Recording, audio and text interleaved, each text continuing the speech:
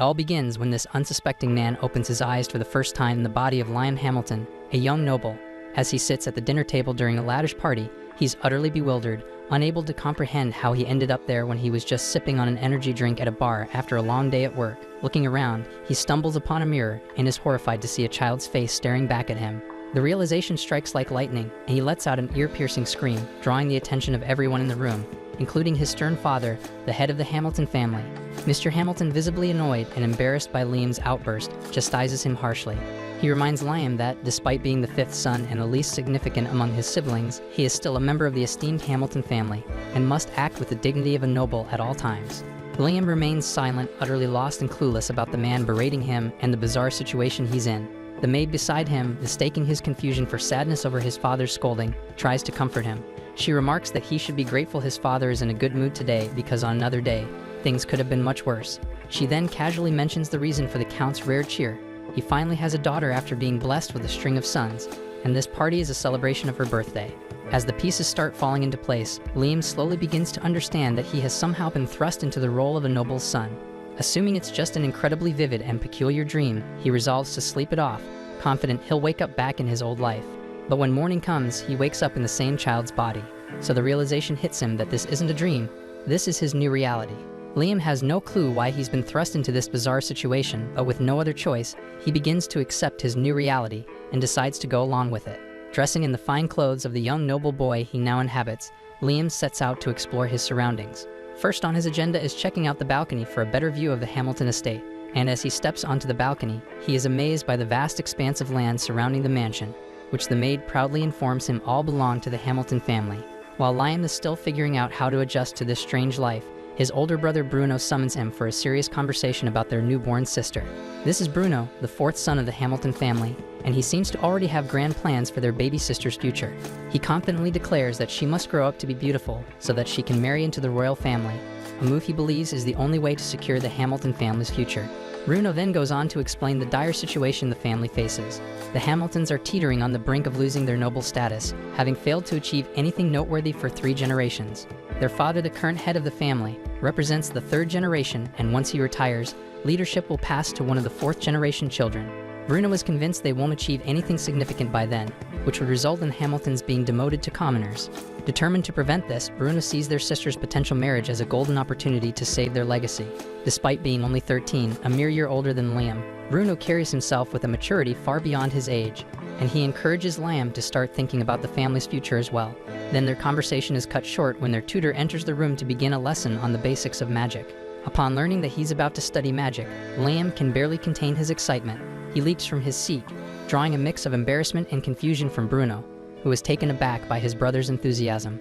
Trying to temper Liam's expectations, Bruno warns him that only 1 in 100 people possesses the natural talent required to excel at magic, making the odds of success slim.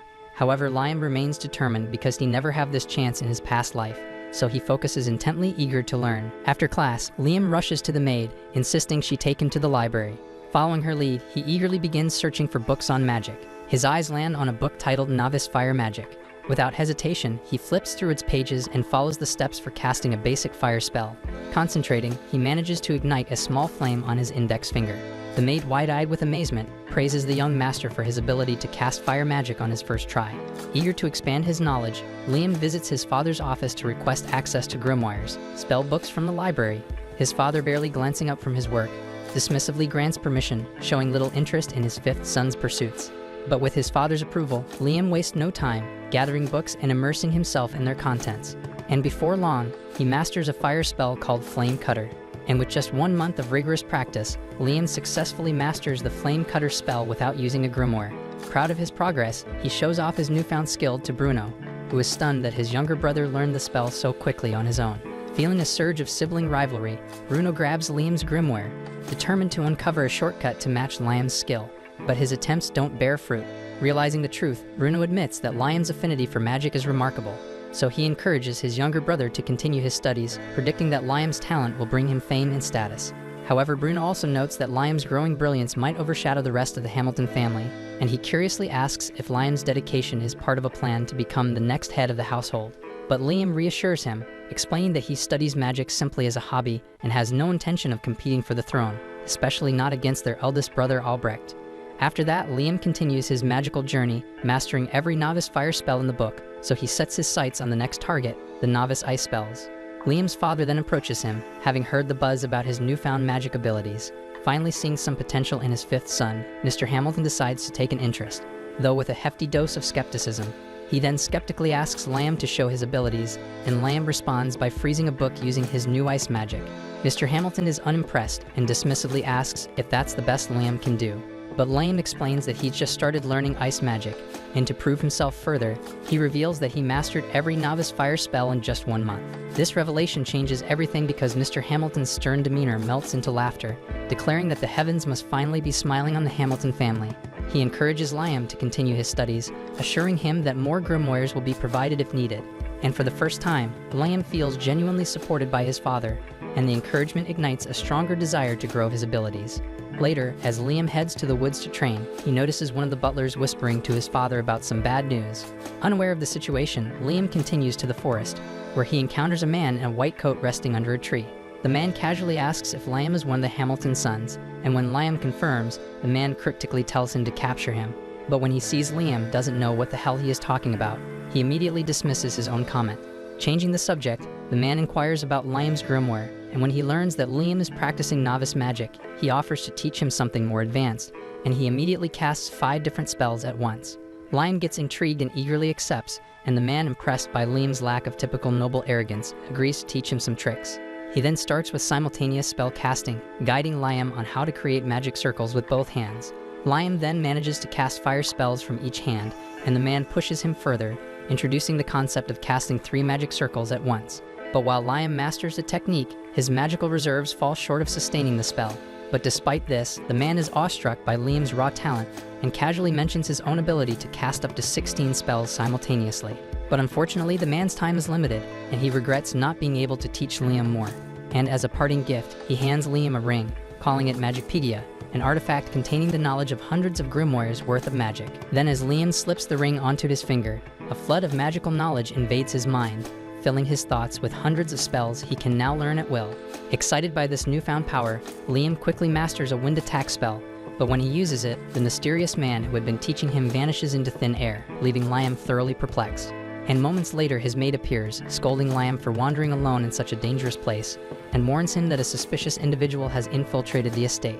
She then hands him a book on novice summoning magic, a gift from Mr. Hamilton, and heads back toward the house. But before Liam can fully process this, the enigmatic man suddenly reappears. He reveals that he had merely concealed himself to avoid being seen by the maid, subtly hinting at the danger he might pose. With limited time left, the man offers to teach Liam one final spell. He then asks Liam to pick a spell from the summoning magic book, and after some thought, Liam selects a spell to summon a salamander, a low-level fire spirit. Following the man's guidance, Liam uses the ring to cast the spell. The summoning is successful, but the salamander is immediately absorbed into the ring. The man then explains that the ring functions as a limitless archive, recording every detail of the salamander's summoning process. Astonished by the ring's utility, Liam offers to return it, assuming it must be of great value. However, the man downplays its significance, describing it as a tool that simply spares the user from lugging around heavy grimoires. Relieved, Liam continues experimenting with summoning spells from the grimoire. But when he turns to seek the man's approval, he discovers that his mentor has disappeared yet again. But this time, the only trace left behind is a message scrawled on the ground, urging Liam to keep studying magic and to never reveal their encounter to anyone. Though their time together was brief, Liam considers the man his master and feels immense gratitude for his wisdom. A month later, Liam has mastered an impressive arsenal of attack and summoning spells. Then he combines his skills to create a functional furnace, using it to produce white charcoal. One day, Bruno pays Liam a visit and is astounded to find that Liam has already amassed a sizable supply of white charcoal, and even a bag of acro crystals, powerful items used to restore magical energy. Liam then proudly explains that he crafted the crystals himself by harnessing 5 types of magic simultaneously, a feat that highlights his exceptional skills. Bruno, impressed by his younger brother's progress, expresses his pride and shares his plans for the future, and he announces his intention to marry into a low-ranking noble family to gain independence from the Hamilton household. Bruno then elaborates on the importance of independence by sharing a somber chapter from their family's history. He then reveals that in a desperate attempt to salvage their noble status, their father once sent a large battalion to fight a sealed monster in a distant land. The campaign ended in a devastating defeat, with only a handful of soldiers surviving. But despite this failure, Mr. Hamilton and their eldest brother remained relentless in their pursuit to preserve the family's position. even if it means resorting to drastic measures. Fearing Liam might be drawn into these schemes, Bruno encourages him to also seek independence. Taking Bruno's advice seriously, Liam embarks on his quest for financial independence. He then sells his white charcoal, earning a hefty pouch of gold coins, and treats himself to a delicious bowl of ramen at a local eatery. Inspired by the meal, he decides to introduce ramen culture to the Hamilton household. And by using an ice spirit, he dehydrates noodles to create instant ramen and teaches the family chef how to prepare it. Confident that this product could become a profitable business, Liam presents his idea to a local trader. However, the trader declines, explaining that only the Hamilton family's eldest son, Albrecht, has the authority to conduct business on behalf of the household. Frustrated but undeterred, Liam leaves the shop, unaware that Albrecht has been eavesdropping on his conversation. Consumed by jealousy over Liam's growing skills and ambitions, Albrecht steps forward and declares that he will no longer allow Liam to act freely. Liam, however, returns home and remains motivated to pursue his goals. He then stores his creations in a dimensional storage system he crafted using a spell from the ring. And to circumvent Albrecht's control, Liam devises a clever plan and uses an unconventional summoning spell to create a clone of himself, tasking it with traveling to the far lands to sell his goods while he stays behind to produce more. A few days later, Liam receives a payment from the items his clone sold, deposited directly into his dimensional storage system. So he overjoyedly celebrates the success of his plan, knowing that his journey toward independence has officially begun. The next day, Liam arrives at the Hunters Guild after being advised by his eldest brother Albrecht. Upon entering, he notes that the guild looks just as chaotic and lively as he heard. The moment he steps in, the eyes of seasoned hunters turn toward him, their expressions laced with curiosity and skepticism. One grizzled hunter even jeers, asking if Liam has come to run errands for his mummy. Liam, unfazed by the taunts of these dusty has-beens, walks straight toward a fierce-looking man who he assumes must be the guild master. Liam's intuition is correct because the man introduces himself and immediately recognizes him as Liam Hamilton, confirming that Albrecht had informed him of his arrival. But before proceeding further, the guildmaster explains that Liam must undergo a test to determine his appropriate class, and he assures Liam that this is standard procedure as it prevents inexperienced hunters from being placed in ranks they can't handle, and Liam agrees without hesitation, ready to prove himself. To begin the test, the guildmaster instructs Liam to cast an attack spell, suggesting that he take his time with the incantation. Liam confusedly asks what an incantation is, and the guildmaster chuckles at what he thinks is a joke, but quickly realizes Liam is serious. Taking it up a notch, the guildmaster tells Liam to attack him directly and not hold back. Liam decides to give it his all, knowing this test will determine his placement. And with precision and raw power, he fires multiple blasts around the guildmaster's head, leaving the man wide-eyed in disbelief. The surrounding hunters are equally stunned, rendered speechless by the sheer intensity of Liam's magic. And despite the shock, the guildmaster keeps his composure and decides to assign Liam a B rank, acknowledging his impressive abilities. Liam, however, remains stoic, giving no indication of whether he's satisfied or not. As Liam steps out of the guild, he examines his new B rank tag, unsure how to feel about it. While he's lost in thought, a charming girl with striking features approaches him. Introducing herself as Asuna, she comments on how dangerous it can be to hunt alone and proposes forming a party. Taken aback by her beauty, Liam is never one to miss an opportunity, enthusiastically agrees, and they then shake hands to seal the deal and set off together. While walking together, Liam reminds Asuna that they didn't take any hunting jobs from the guild, so she explains that hunting jobs are only assigned to A-ranked hunters and above. B-ranked hunters like them must find dangerous monsters on their own, kill them, and bring them back to the guild for a reward. As they continue, the two are suddenly ambushed by a pack of monstrous werewolves. With no way to escape, Asuna nearly loses her cool, but regains her confidence when Liam uses his magic to place self-growing monsters inside the wolves' mouths. This clever tactic leaves the werewolves incapacitated and exhausted, allowing Asuna to deliver the finishing blows. After defeating all the wolves, they haul their kills back to the guild. Their performance leaves the other hunters stunned, highlighting their own inadequacy. Even the guildmaster is impressed, especially since the duo managed to take down 42 wolves on their own. Recognizing their potential, he offers them an actual hunting job. The mission involves hunting a large caterpillar monster that could disrupt the arrival of an important guest in town later that day. And while Asuna is elated to have their first real assignment, Liam focuses on the challenge of fighting monsters infused with magic stones, which make them much tougher than ordinary beasts. Then, when they encounter the caterpillar monster, things go south quickly. And despite their efforts, nothing seems to work, leaving both of them exhausted. Even Liam tries every spell in his arsenal, but nothing seems effective against the creature, leaving him frustrated and feeling powerless. Asuna, discouraged by the difficulty of their first job, jokes about a meteor falling on the monster to end their misery. Inspired by her comment, Liam devises a plan to finish the creature for good. Then we see that by using Asuna as bait, he lures the monster to a deserted area and summons his item box to drop a massive boulder on it. The plan works perfectly, and they end up using the same tactic to take down a second caterpillar monster, and then they return to the guild with both monsters in tow.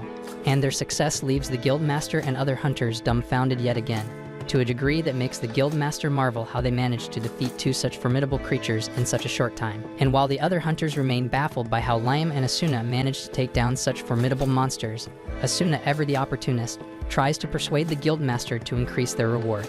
And she points out that without their intervention in defeating the second caterpillar monster, the important visitor could have faced serious trouble. Acknowledging the weight of her argument, the guildmaster agrees and offers to multiply their original reward by 5, and that makes Asuna beam with satisfaction, but Liam as usual remains indifferent. Later that day, the town gathers to await the arrival of the important visitor, and while standing among the crowd, Liam is approached by his elder brother Albrecht, who commends him for his recent successes at the guild.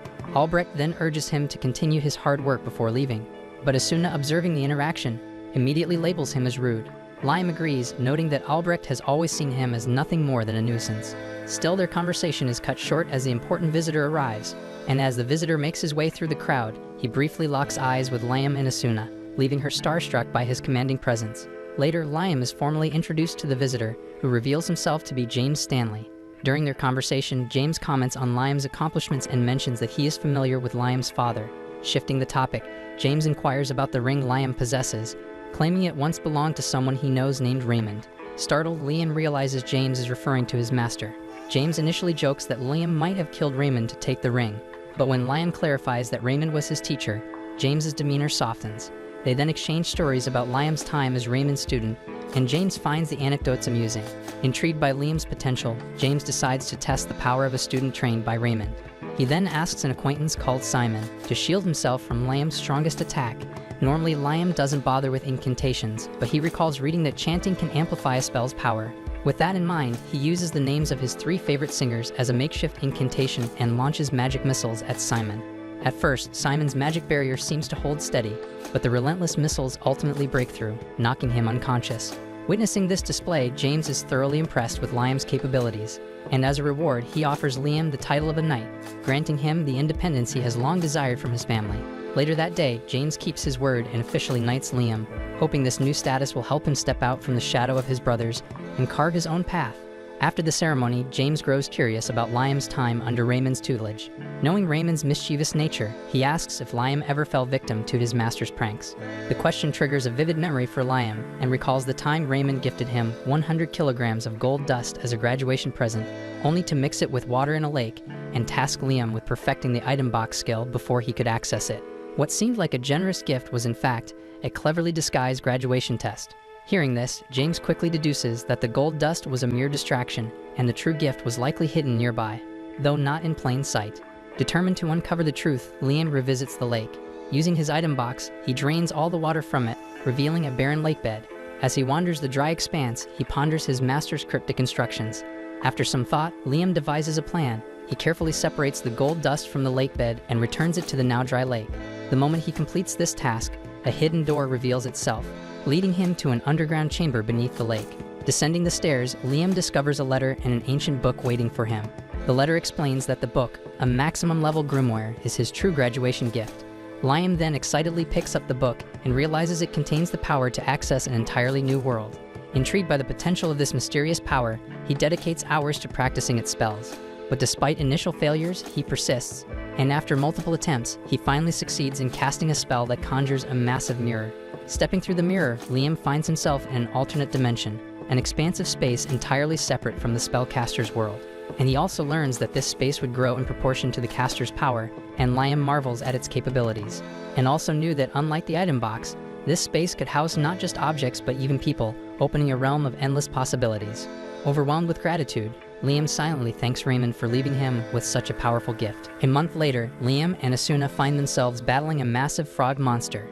Liam attempts to use fire salamanders against it, but the attack proves completely ineffective. Instead, the attack enrages the frog, which prepares to unleash a devastating lightning blast. Sensing the impending danger, Liam activates his otherworldly powers, pulling Asuna into his alternate space to shield them both from the frog's deadly strike. The frog eventually collapses from exhaustion, giving Asuna the opportunity to deliver the finishing blow. They retrieve the frog's magic stone and bring it back to the guild. The guildmaster is astonished that they managed to complete the A-ranked mission, although he gives Liam most of the credit, dismissing Izuna's role. This irritates her, but she brushes it off, choosing instead to focus on her desire to grow stronger and match Liam's abilities. Seizing the moment, the guildmaster suggests that Asuna become Liam's familiar, explaining that this bond would align her powers with his and significantly boost her abilities. Asuna is overjoyed at the idea and immediately agrees, despite one caveat. As his familiar, she would be unable to refuse his commands, but she jokingly adds that she doesn't mind even if Liam decides to be sneaky with her, making the situation both awkward and amusing.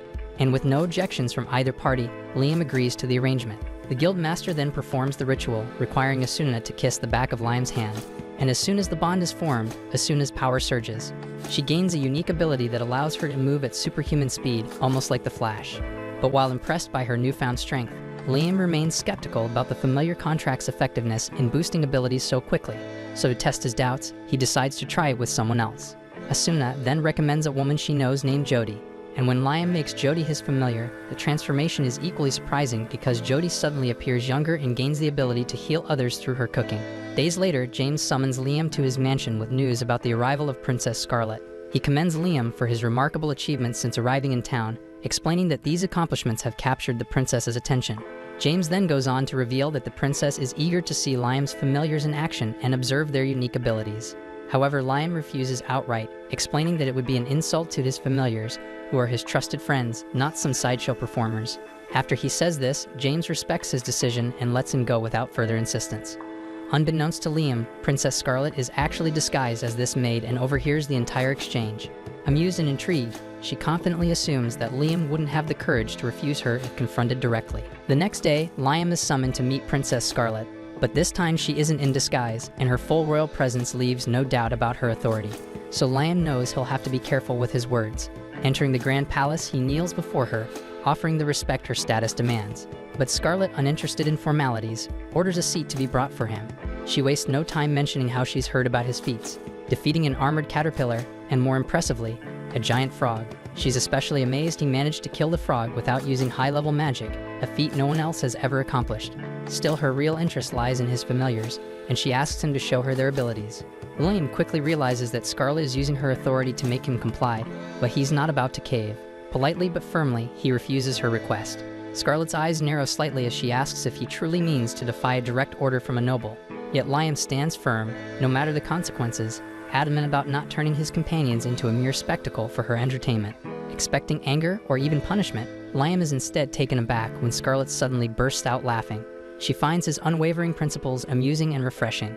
He's the first person she's met who values his morals over the demands of authority, and that's something she can't help but respect.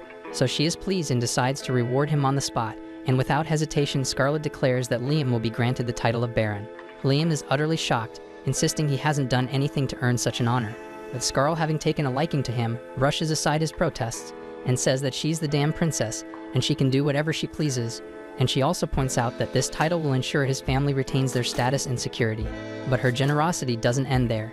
With a regal flourish, she presents him with a familiar's contract grimoire. While the title leaves him in disbelief, the grimoire fills him with uncontainable excitement. Thanking Scarlet profusely, Liam leaves the palace with a spring in his step, eager to unlock the secrets of his new gift. A little while later, Liam is sitting in the forest, reading through the grimoire. He finds the spells inside fairly easy to use, but he knows that until he masters the book, his contracts won't be permanent. As he's practicing, he suddenly notices Bruno walking toward him. Liam is surprised because Bruno got married and left home a while ago, so he asks Bruno why he's here, but Bruno doesn't have a real reason. He just wanted to visit and hang out with his little brother, mainly to congratulate Liam in person for becoming a baron, which he says is a huge accomplishment. Bruno even jokes that Liam now outranks their father, but Liam doesn't understand what he means because their father is a count, and he's only a baron. Bruno then explains that while barons are generally lower in rank than counts, this country divides nobles into two categories, those who inherit their titles and those who earn them through accomplishments, so naturally nobles who earn their titles are considered more impressive. Liam didn't know this, but even after hearing it, he doesn't really care because his only focus is learning more magic. Later, as Liam walks through the palace halls, he comes across Albrecht and greets him, but Albrecht completely ignores him, so Liam is left confused, wondering why Albrecht seems so upset. At the same time, Albrecht is furious because he can't stand the idea that his younger brother is somehow overshadowing him. Then while walking, he overhears two maids talking about Liam's achievements, and their praise for Liam only fuels his anger. He storms over to them, yelling that if they think Liam is so great, they should quit and go work for him instead. The maids quickly realize Albrecht is jealous of Liam, so they apologize and try to calm him down. But Albrecht doesn't stop there. He asks if they really believe Liam is more important than him. The maids, eager to keep their jobs, nervously assure him that he is of course better than Liam. Feeling slightly appeased but still angry, Albrecht walks away, determined to prove that he is the better brother, and he swears that he will accomplish something to show everyone that he deserves more recognition than Liam. The next day, Liam meets up with Asuna and Jody in town. The three of them quickly become the center of attention, mostly because Jody and Asuna are undeniably gorgeous. As a result, every guy in the crowd is glaring at Liam like he's the luckiest and most hated guy in the world. Ignoring the stares, Liam suggests they officially form a party. He makes it clear though that he won't pressure them into anything they don't want to do. But thankfully neither Asuna nor Jody have any objections, so they agree to team up. Later that day, the newly formed party heads into the forest on a mission. And during the mission, Jody takes aim with her bow and lands a perfect shot, hitting a wolf in the neck. As the wolf stumbles, Asuna rushes in and finishes it off with a clean strike from her sword.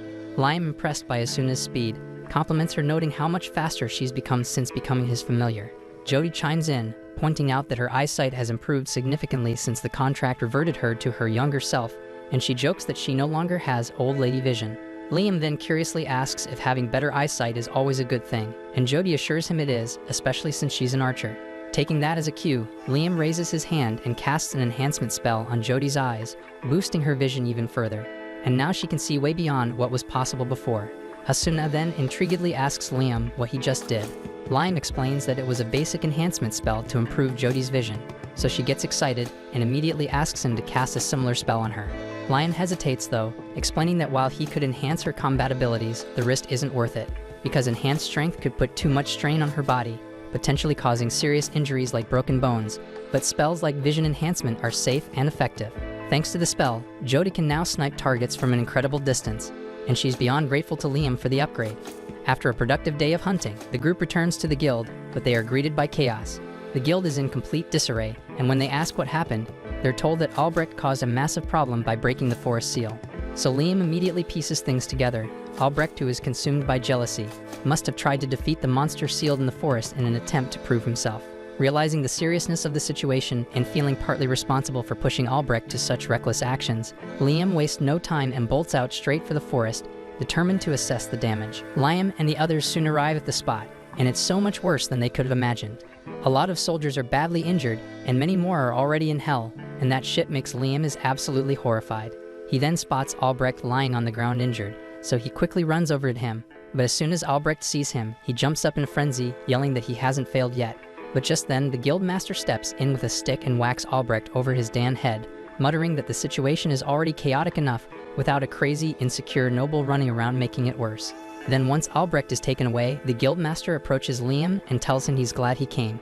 Asuna then asks what hell is going on, so the guildmaster explains that the dragon fiend Raiden was once sealed in these woods by Liam's great-grandfather, but the freaking Albrecht broke the damn seal in a failed attempt to defeat Raiden, and now the beast is loose. The guildmaster says they know how to reseal Raiden, and he's already gathered the people needed to do it. But the real damn problem is Raiden's children, and those little red-ons are the ones causing all the destruction so far, and also if they can cause this much damage, it's terrifying to think about what the real Raiden might do once he regains his strength. But luckily the big Raiden has been sealed for so long that it will take about a week for him to recover enough to attack, so if they can reseal him before then, they can avoid disaster. Liam is determined to help, so he races to Raiden's location and finds him guarded by his 3 little radons. The little radons aren't that big, so Asuna decides to take her chances and charges in for an attack. But before she can strike, one of the little radons fires a massive fireball at her. She barely dodges, but the tree behind her is completely vaporized. Liam then tries to use his magic missiles to attack the little radons, but they counter with fireballs, canceling out his spell. Realizing his strongest attack isn't enough, Liam starts to feel stuck. But then he remembers he has one last trick he can try. Liam then tells Asuna to take Jody and run. Though they hesitate, they listen and retreat. The little Radons then charge straight at Liam, but just before they reach him, he opens his Another World gate, creating a portal. The little Radons, unable to stop in time, fall into the gate and are trapped inside another dimension. The guild master is stunned that Liam managed to defeat all 3 of the little Radons by himself, but Liam, equally surprised, admits it was a close call. Now that the little Radons are no longer a threat, the guild master calls for everyone to begin the process of sealing Raiden once again. As the preparations commence, Asuna and Jody return to Liam's side, and he's relieved to see that they're unharmed. They ask about the spell he used to handle the little radons, and Liam explains that it's a dimensional spell that creates a separate space. And also they won't be coming back again, because at his current level, anything trapped inside his dimensional spell gets erased when the gate closes. Just as Liam finishes explaining, a voice echoes in his mind, and in the blink of an eye, he is pulled into Raiden's consciousness. Inside the dragon's mind, Raiden greets him, addressing him as a human with an immense soul, and demands to know who he truly is. Liam is confused, replying that he's just an ordinary human, but Raiden clearly doesn't believe him. The dragon notes that Liam's soul and body don't align, which only deepens the mystery. Realizing what Raiden might mean, Liam recalls his reincarnation into the body of Liam Hamilton and wonders if Raiden knows anything about it. However, Raiden has no answers, and what he does know is that Liam's life is bound to be extraordinary, and he makes a surprising proposal. Raiden offers to accompany Liam, promising to bring no harm to him or anyone around him. Instead, he pledges to help Liam grow and refine his skills. Liam doesn't sense any hostility from Raiden, and intrigued by the offer, agrees to the deal. Then in an instant, Raiden's body begins to dissolve, and his essence is absorbed into Liam's soul, leaving behind a glowing dragon-shaped mark on Liam's hand. Liam immediately feels a surge of power coursing through him. To test it, he fires a magic missile into the sky, and is shocked when he successfully controls and launches 17 spells simultaneously, so it's clear that Raiden's power has dramatically enhanced his abilities. However, the newfound power comes with unintended consequences. The dense mana emanating from Liam's body causes everyone nearby to experience severe headaches. Liam then notices everyone around him struggling and quickly realizes his uncontrolled mana is to blame, so he suppresses it immediately and apologizes for his carelessness. And to show his sincerity, he offers the Guildmaster 10 kilograms of gold dust and suggests using it to cover the treatment costs for those injured in the battle. Later that evening, Liam meets with his father, who expresses heartfelt gratitude. Liam's actions not only prevented disaster, but also mitigated the damage caused by Albrecht's recklessness. His father also mentions that James is still in town, so word of Liam's accomplishments is likely to reach the royal capital soon. That night, Liam goes to bed exhausted, but he wakes up the next morning with a surprise, and its 2 new spells have appeared in his mind, so he excitedly rushes outside to test them. After several hours of trial and error, he successfully casts 1 spell, summoning a little Raiden. He then discovers that it's not yet combat ready, but with more practice, Liam plans to make it useful in battle, so it's now more like a cute pet. Then as Liam plays with the little Raiden, Princess Scarlet approaches unnoticed. Catching sight of him using magic, she recognizes it immediately as holy magic. Though she already knew Liam was talented, the revelation that he can wield holy magic at his age leaves her stunned. However, that's not why Scarlet is here. Scarlet has come to deliver Liam's reward for defeating the Dragon Fiend. While she had hoped to grant him a higher noble title, the other nobles objected to a landless child being promoted so quickly, but instead she awards him the Order of the Phoenix 3rd class. Then before leaving, she asks Liam to explain exactly how he defeated the dragon, as she may need to declare him a national hero depending on the details. But Scarlet gets horrified when Liam admits to absorbing the Dragon Fiend. She momentarily doubts everything she thought about him, but then remembers seeing him use holy magic, which complicates her judgment, but then ultimately she warns Liam to keep the truth about Raiden a strict secret. The next day, a chest containing 3,000 gold coins arrives as hush money. Liam is baffled by Scarlet's insistence on secrecy, but decides to go along with it, unsure of why this revelation is so damn dangerous. Later, Count James summons Liam to his mansion for a conversation and eagerly inquires if it's true that he has learned to use holy magic. However, Liam is stuck in a dilemma. He can't reveal the truth due to his promise to Princess Scarlet, leaving him in an awkward spot. James notices Liam's hesitation and clarifies his intentions, assuring Liam that his excitement stems from genuine admiration for Liam's achievements. He further reassures Liam that his accomplishments have cemented his place in the noble family. However, James reveals the source of his curiosity. Princess Scarlet sent Liam's family a reward for defeating the dragon without consulting the king. What's more, witnesses claimed the great dragon fiend turned into a blinding light and entered Liam's body. Based on this, James assumes that Liam must have formed a contract with the Dragon Fiend, gaining the ability to use holy magic. Liam, who has already accepted hush money from Princess Scarlet to keep the details secret, wants to come up with a convincing lie. Unfortunately, his lack of creativity gets the better of him, and he spills the truth without any damn pressure. Embarrassed, Liam admits that he has learned a few holy spells and mentally apologizes to Princess Scarlet for being such a terrible secret keeper. James, however, is thrilled by Liam's honesty and asks him to demonstrate the spells he has learned, as it would give him a better understanding of Liam's talents. So Liam complies and uses a holy spell called All Clear on James, explaining that it removes all status ailments, including poison and petrification. The effects are immediate, James feels the magic's purity and remarks that it's no wonder holy magic is known as the magic of the gods. To give Liam a deeper understanding of its divine reputation, James begins to recount the legendary story of the War of the Three Great Dragons. In this ancient war, three majestic dragons waged a relentless battle for survival. One fateful day, the war abruptly ended, with one dragon triumphing over the others. Legends say its victory was due to someone wielding holy magic on its behalf. The tale goes on to describe how the victorious dragon formed a bond with a human. Together, they harnessed holy magic to establish a nation, none other than the one Liam now peacefully calls home. While many might assume the dragon married the human and had children, James has a different perspective. He theorizes that the dragon was absorbed by the human, just as Liam absorbed the dragon fiend Raiden and became one with it. This parallel makes it seem like Liam is recreating the very legend behind their nation's founding, which deeply worries James, not just for Liam's sake, but for his entire family. If Raiden truly is one of the three great dragons that entered a deep slumber after parting with its chosen human, it would mean the Hamilton family sealed away their nation's original founder. Such an act would discredit their historic achievement, possibly leading to the family losing their noble status entirely. And that's not even the worst of it. Given how long Raiden was sealed, it might hold a grudge and plan to retaliate against the nation for its perceived betrayal. Although this isn't the truth, Liam now faces the monumental challenge of proving it. Determined, he reflects on his conversation with Raiden and reassures James that the dragon harbors no ill will. He explains that Raiden merged with him purely out of curiosity about his life. Satisfied with this explanation, James concludes that Liam may very well be their nation's savior. With that, James allows Liam to leave. Liam, eager to clear his mind, heads into town, where he soon runs into his two loyal familiars, Asuna and Jody. Then Asuna suddenly grabs Liam's hand and pulls him away from the bustling crowd before anyone can notice him.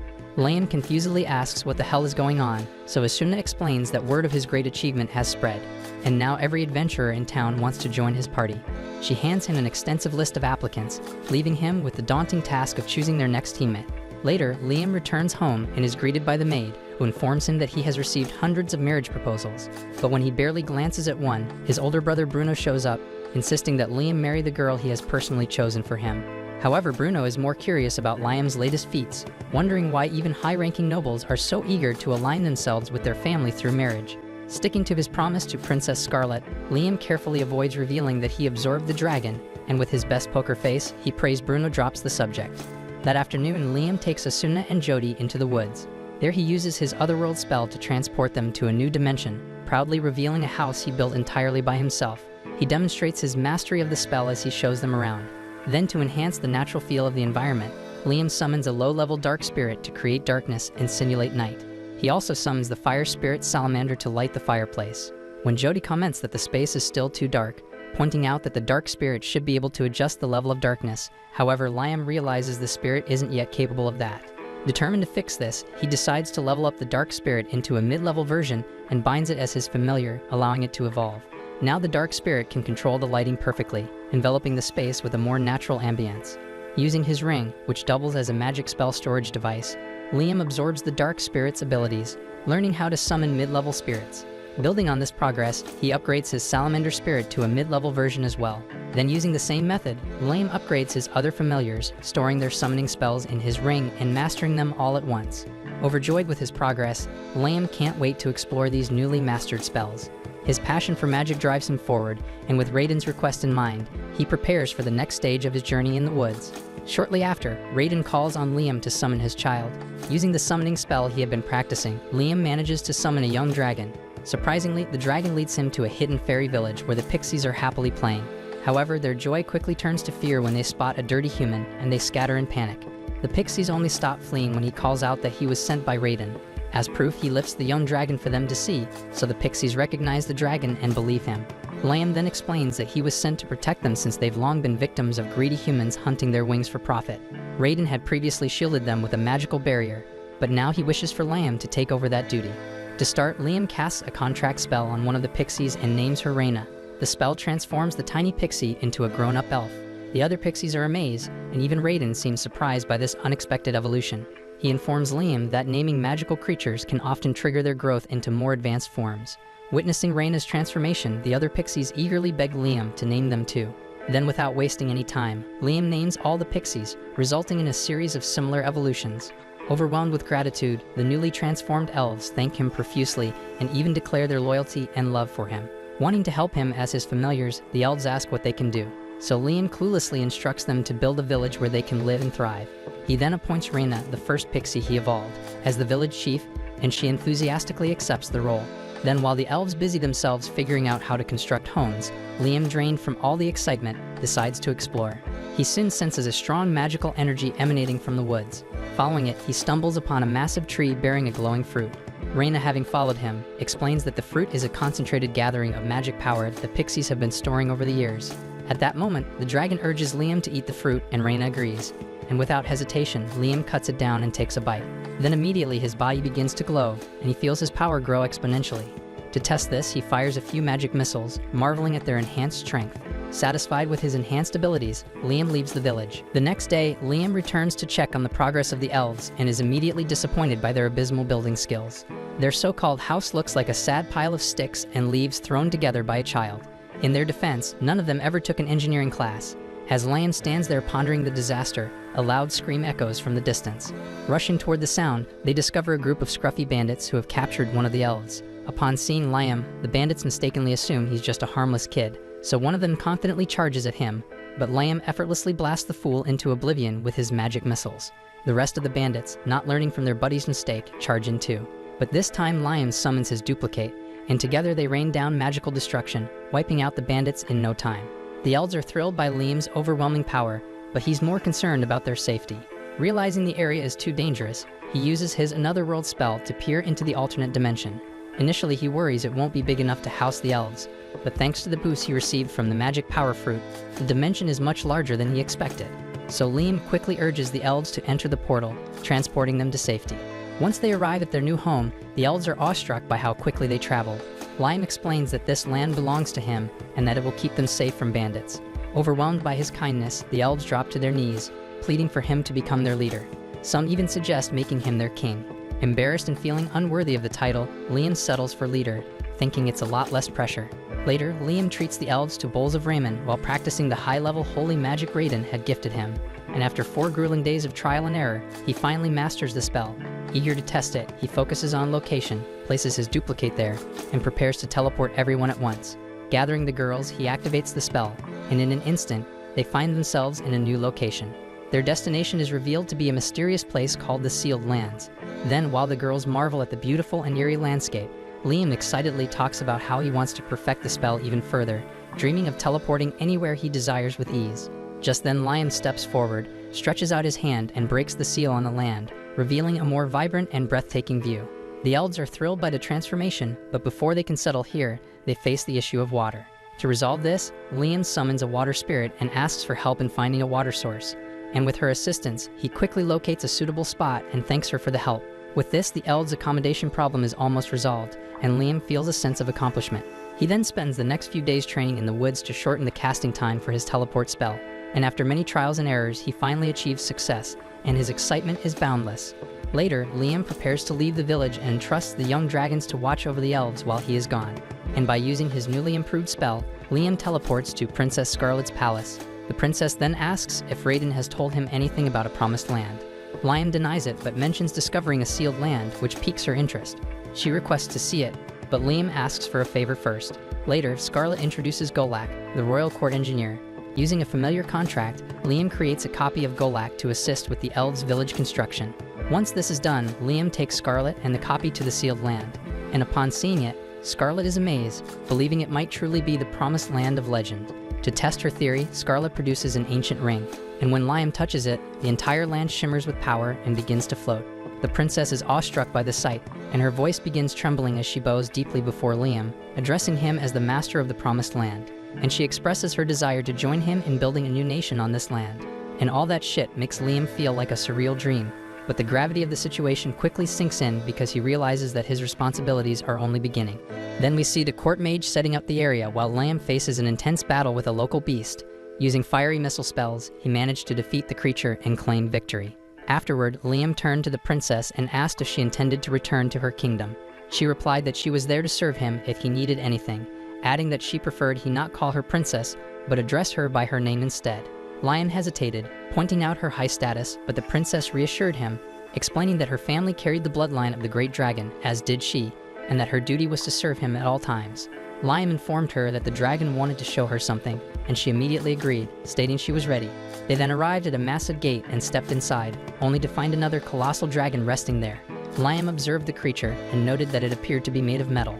Suddenly, the dragon opened its eyes and let out a deafening roar. Startled, Liam sought answers from the dragon within him, who explained that this was the guardian of the land, with its name inscribed in ancient script across his forehead. The dragon then told Liam that to gain the guardian's obedience, he needed to erase one of the letters from its name. The princess quickly identified the second letter, and Liam used his magic to erase it. Instantly, the guardian dragon ceased its hostility, bowing to Liam in submission. The princess approached the dragon and touched it, noting that it remained calm. She explained to Liam that the dragon recognized the dragon's bloodline flowing within her. Satisfied, Liam left the princess with the guardian dragon, but he suddenly recalled their earlier conversation and realized he had accidentally referred to her as princess again, a slip that had previously annoyed her. Quickly correcting himself, he called her Scarlet instead. She smiled warmly at him, reassuring him that she would remain with the dragon to care for it until its wounds fully recovered. Returning to town, Liam reflected on how unusual it was for a princess to willingly serve him. The dragon within him commented that it wasn't strange at all, considering the incredible power Liam now possessed. Suddenly, Liam spotted smoke rising from the direction of the village under construction, so without hesitation, he used a teleportation spell to hurry to the scene. And when he arrived, he found the village in ruins, and then two fairies approached him, their faces filled with worry. One explained that werewolves had attacked, destroying everything in their path. Moments later, the werewolves appeared, growling as they confronted Liam. Their leader stepped forward, snarling that the land was sacred and the fairies had no right to live there. Liam then approached the leader calmly, suggesting they talk things over, but the werewolf ignored him and attacked without warning. Liam swiftly blocked the strike and vanished, reappearing behind the werewolf and striking him with a spell that left him injured. Instead of finishing the werewolf, Liam used a healing spell, surprising everyone. He then revealed the baby dragon he had been protecting, leaving the werewolves shocked. Liam asked the leader if they had ties to the dragons and explained that this land was under the dragon's protection. He added that the fairies served the dragons, and since he carried their power, they now served him as well. The werewolf leader, realizing his mistake, lowered his head in regret. Raina reassured him and suggested that he and his kin form a contract to serve Liam, just as the fairies had done. Liam then smiled and introduced himself as Liam Raiden, so the werewolf leader asked if Liam could do for them what he had done for the fairies. Liam nodded, explaining that since they had once served the dragons, he would grant them the same protection. Liam then cast the spell, transforming the werewolves into a new form, and to his surprise, the first werewolf to change back was a strikingly beautiful female. The next day, Liam strolled through the town and observed the werewolves assisting in the reconstruction of the houses. One of them, named Chris, eagerly ran over to him, hugging him tightly and enthusiastically announcing that they were following his orders to repair the damage. Liam reminded her that they had caused the destruction in the first place, so Chris apologized, but Liam reassured her that there was no issue since they were now working to make amends. He then glanced at one of the damaged buildings and remarked that he wished he had a spell to make it indestructible so it wouldn't break again. The dragon inside him suggested that he could create such a spell. Liam was surprised and asked how to go about it. So the dragon explained that he needed to picture the construction process in detail, step by step, and use his magic accordingly. Taking the advice to heart, Liam visualized the process, carefully planned it out in his mind, and cast the spell. To test it, he asked Chris to try breaking a wooden beam. Chris punched the beam, snapping it in two, but to her shock, it instantly restored itself to its original state. She was astonished at how effective the spell was.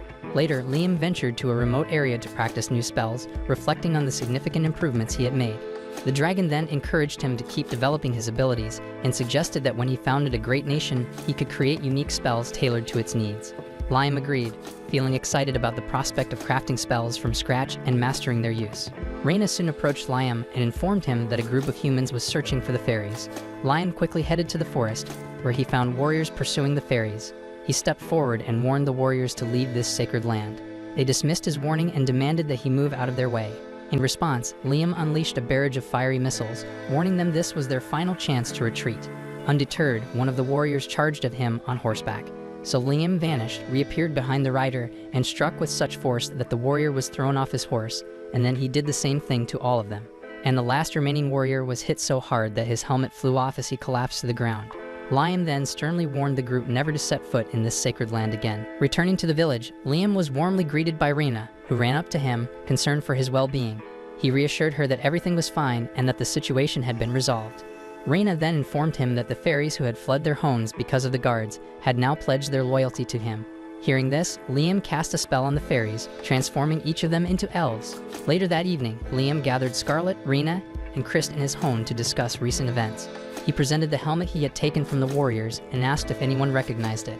Scarlet examined the artifact and explained that it belonged to the nearby Land of Beauty, a neighboring region close to the Promised Land. She warned Liam that many neighboring territories coveted the Promised Land and that this helmet was likely evidence of their growing interest. Liam realized the urgency of building a nation to secure their land. Scarlet agreed but reminded him that a nation needed 3 key elements to succeed: land, people, and authority. She assured him that they already had the land and that word of his deeds would naturally attract a loyal population. Liam acknowledged this but pointed out the need for an army to establish authority and defend their new nation. Chris stepped forward, vowing that she and the werewolves would handle the defense, urging him not to worry. The next day, an envoy from the Land of Beauty arrived, bearing a message from their prince. The prince proposed an alliance and a marriage between Liam and Princess Scarlet. Recalling the dragon's earlier hints about Scarlet's connection to the dragons, Liam grew suspicious. He asked the envoy if he had met Scarlet before, and the envoy confirmed that he had encountered her numerous times, surprising Liam. His suspicions deepened, but he chose to keep them to himself for now. Using a telepathic spell to speak privately with Scarlet, Liam sought her advice on how to respond to the proposal. Scarlet confidently urged him to accept, explaining that regardless of the prince's true intentions, the alliance would save them valuable time and bring significant strategic benefits. Liam then turned to the envoy and accepted the proposal, but with the condition that he be given 1 year to prepare the land to be worthy of the princess. The envoy agreed and departed. As Liam watched him leave, the dragon within him commented that this alliance would demand significant effort and preparation. But despite this, Liam felt an overwhelming sense of pride and happiness at his progress toward establishing the nation of his dreams. Liam then arrived at the kingdom, waiting for his duplicate to rendezvous with him. Together they disappeared, teleporting directly to Scarlet's residence. Liam explained that he had sent his duplicate ahead with Scarlet earlier, allowing him to use it as a beacon to reach her home easily. Once there, he dismissed the duplicate, instructing it to vanish. Scarlet then approached Liam, asking whether he was the real one or just another duplicate, but Liam reassured her that he was indeed the real one and took a moment to compliment the beauty of her residence. He then expressed interest in exploring the kingdom since it was his first visit. Scarlet, however, reminded him of his status as a nation's leader, warning him against wandering around carelessly. She then invited him to join her for tea, ensuring his visit began with proper hospitality. While inside the residence, Liam suddenly sensed the presence of the dragon's spirit in the area. Intrigued, he asked the dragon within him if it was connected to this place. The dragon confirmed that something in the vicinity was tied to it. Growing more curious, Liam questioned Scarlet about this connection. Scarlet admitted its existence and led him to a dragon statue housed within the estate. She explained that the statue had been a treasured artifact passed down through generations in her family. Liam remarked that he could feel a powerful energy radiating from it. The dragon within Liam then instructed him to merge with the statue. Taken aback by this, Liam cast a spell on the artifact, triggering a surge of energy that caused it to merge with Scarlet's body. Scarlet, overwhelmed by the sudden power, instinctively released a training strike into the air before collapsing to the ground, visibly drained. The statue soon re-emerged from her body, its energy subdued, and Scarlet admitted that she had expended all her strength in the process. The dragon inside Liam then revealed that the statue was one of his creations, crafted to allow humans to access a fraction of his power. Liam asked Scarlet if the merge had granted her the ability to use the dragon's strength. Scarlet confirmed this, noting that during the brief fusion, she had been able to perform spells similar to Liam's, though it had left her utterly exhausted. The dragon then explained that there were 3 types of statues, with the golden one being the most powerful. However, the others had been lost in past battles. Liam boldly declared that they would create new ones, claiming he knew more about the process than anyone else. He then asked Scarlet for the specific materials required to craft a new dragon statue. Using his spells and alchemy skills, Liam successfully created another statue and handed it to Scarlet, instructing her to pour her blood onto it. When she did, the statue merged with both her and the dragon, granting Scarlet access to its powers. And this time she summoned a sacred arrow that struck with immense force but left her unharmed. She was amazed by the protective shield, comparing it to a living entity. Liam followed up by blessing the statue with a spell and naming it Ares, patron of battle. Scarlet tested her new abilities again, summoning a sacred spear that effortlessly cut through trees. She marveled at the extraordinary strength she now possessed. The dragon then revealed to Liam that similar power had been granted to another follower in the past. Liam then asked if the dragon was referring to the black dragon Raiden, and the dragon confirmed it. Intrigued, Liam asked if he could try the process himself, and the dragon encouraged him to proceed. Liam approached the Black Raiden, an enormous, imposing dragon that moved freely. Following the same process, he poured blood onto Raiden and used the merging spell. The dragon's energy fused with Liam, granting him incredible strength. He then unleashed a barrage of powerful missile attacks before the dragon separated from him, leaving Liam collapsing to the ground, utterly drained.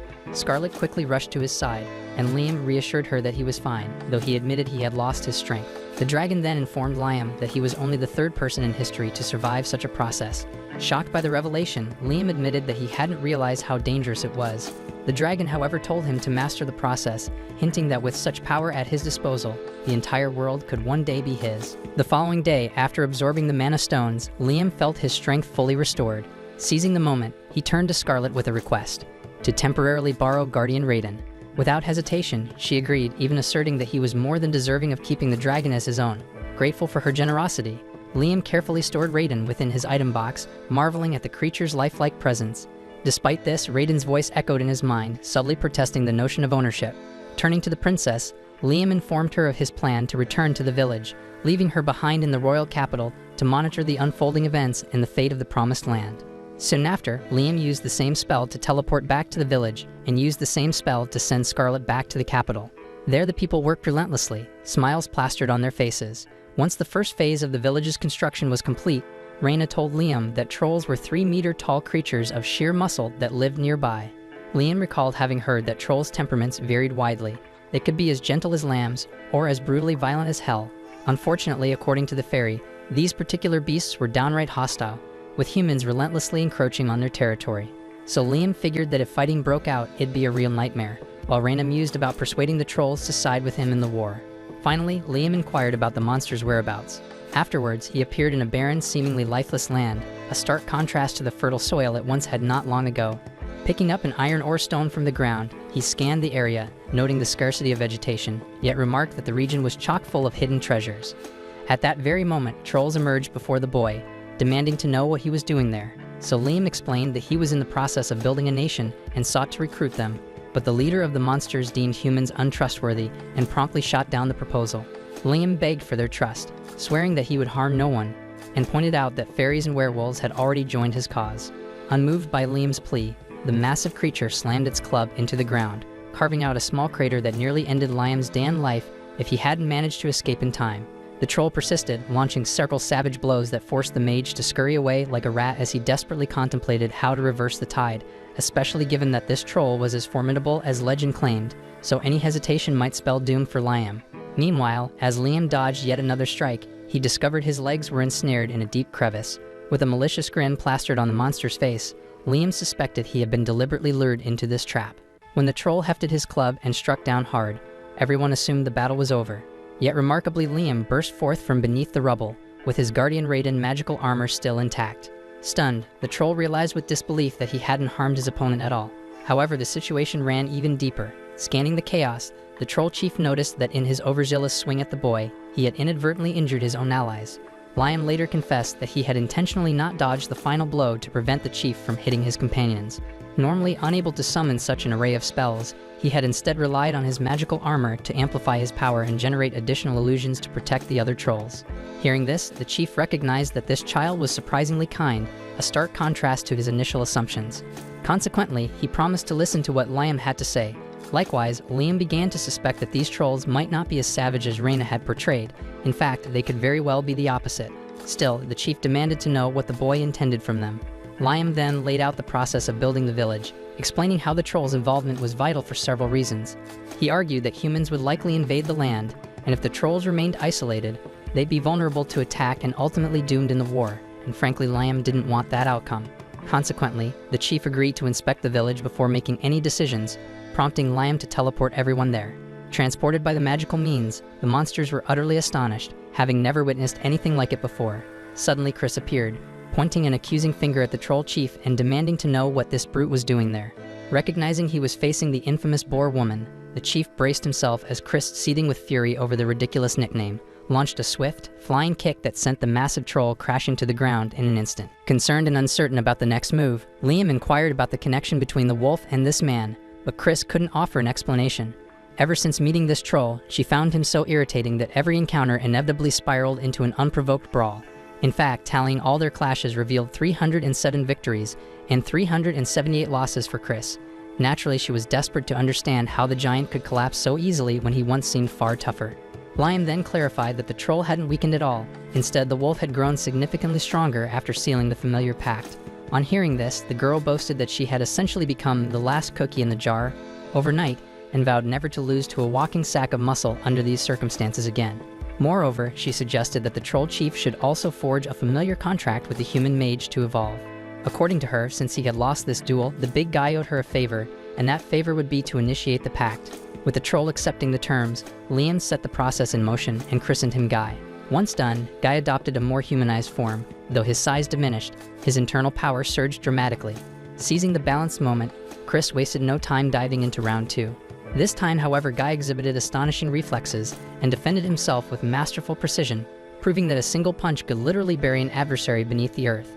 Even though it was merely a casual duel between the two, Liam observed that it had escalated into a high-caliber battle. Guy's comrades watched in amazement as their leader grew even stronger than before, hailing him as a legendary Gigas, the natural evolution of trolls. Thereupon, Liam vowed to extend the same transformation to all the new comrades, and as he turned the trolls into Gigas, he celebrated gaining formidable allies for the village's protection. Additionally, this species proved remarkably effective at manual labor, as evidenced when they began assisting in extracting heavy stones. Likewise, Chris attempted to help with the work, but without their strength, it quickly became apparent as the wolf girl struggled to move a bag laden with a massive rock.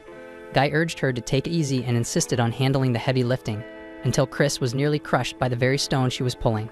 The Gigas lent a hand to ease her burden, only for her to stand up fume, and declare that he shouldn't think he'd won just because of that, before storming off in embarrassment.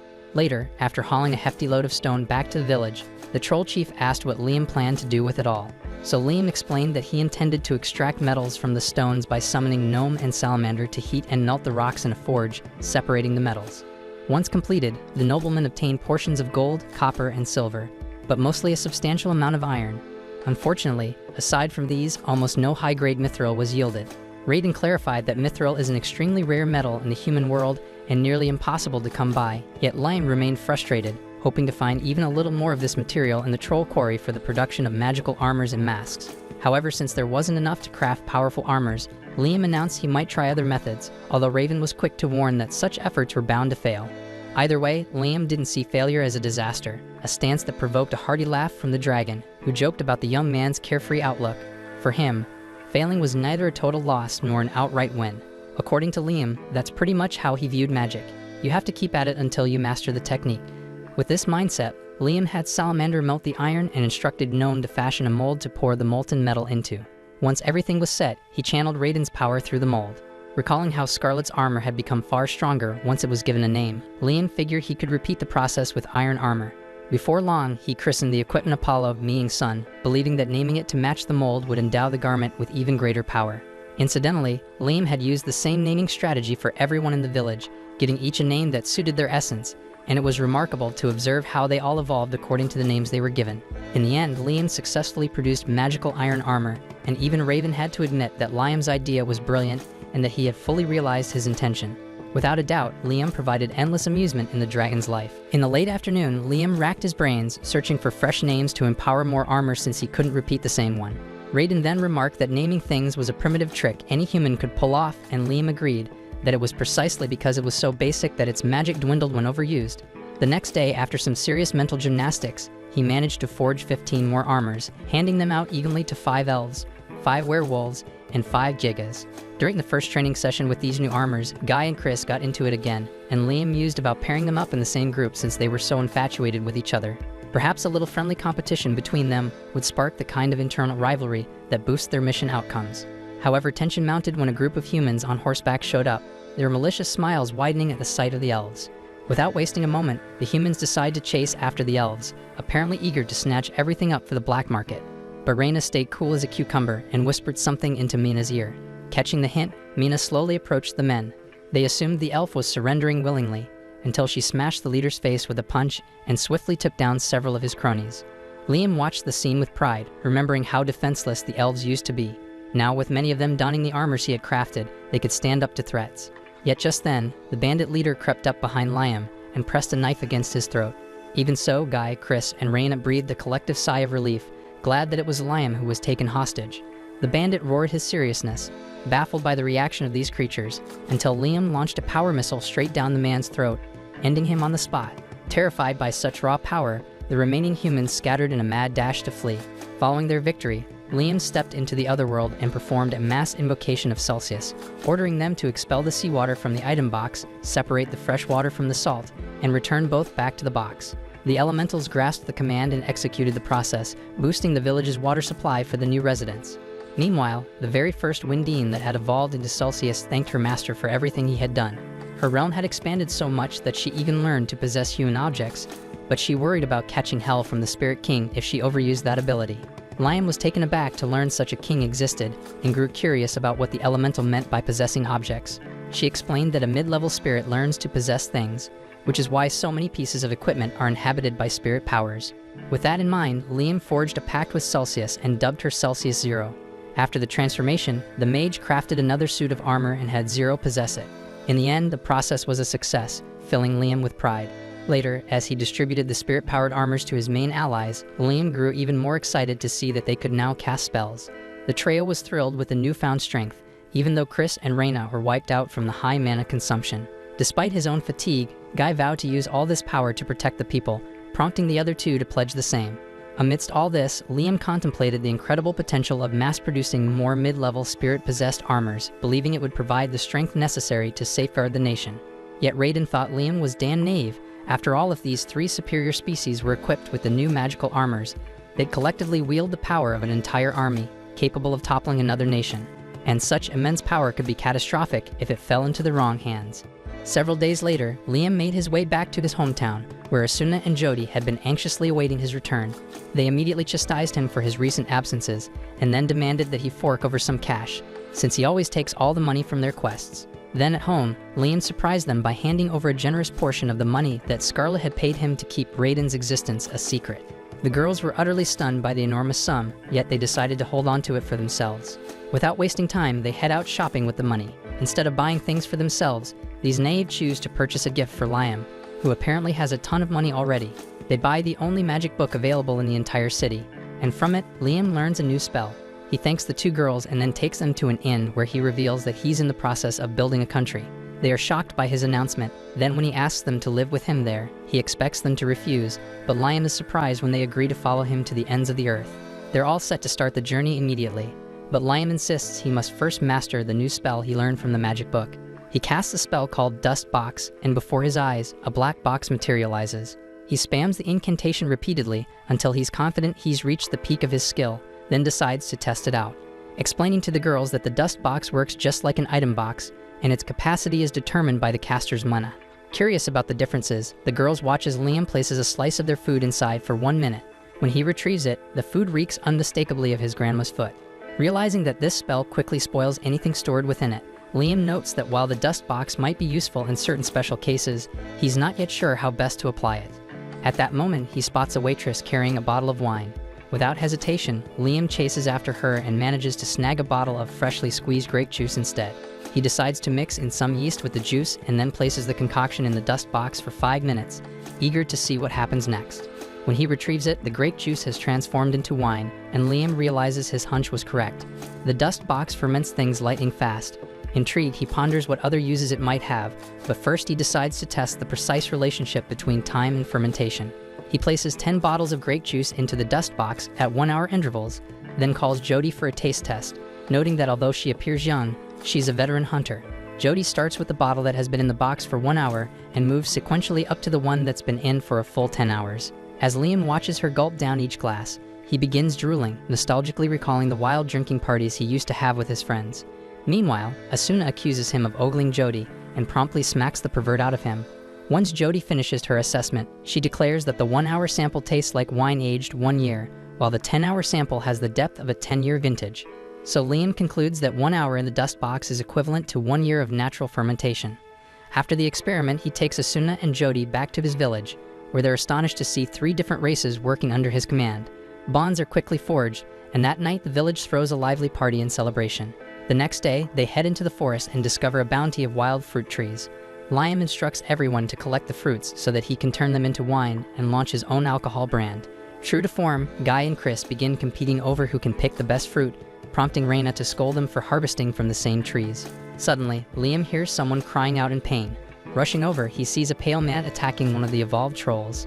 Without hesitation, he launches his power missiles at the assailant, sending him flying, though the attacker quickly rises and dashes off into the forest. Deciding not to pursue him, Liam turns to check on the injured troll.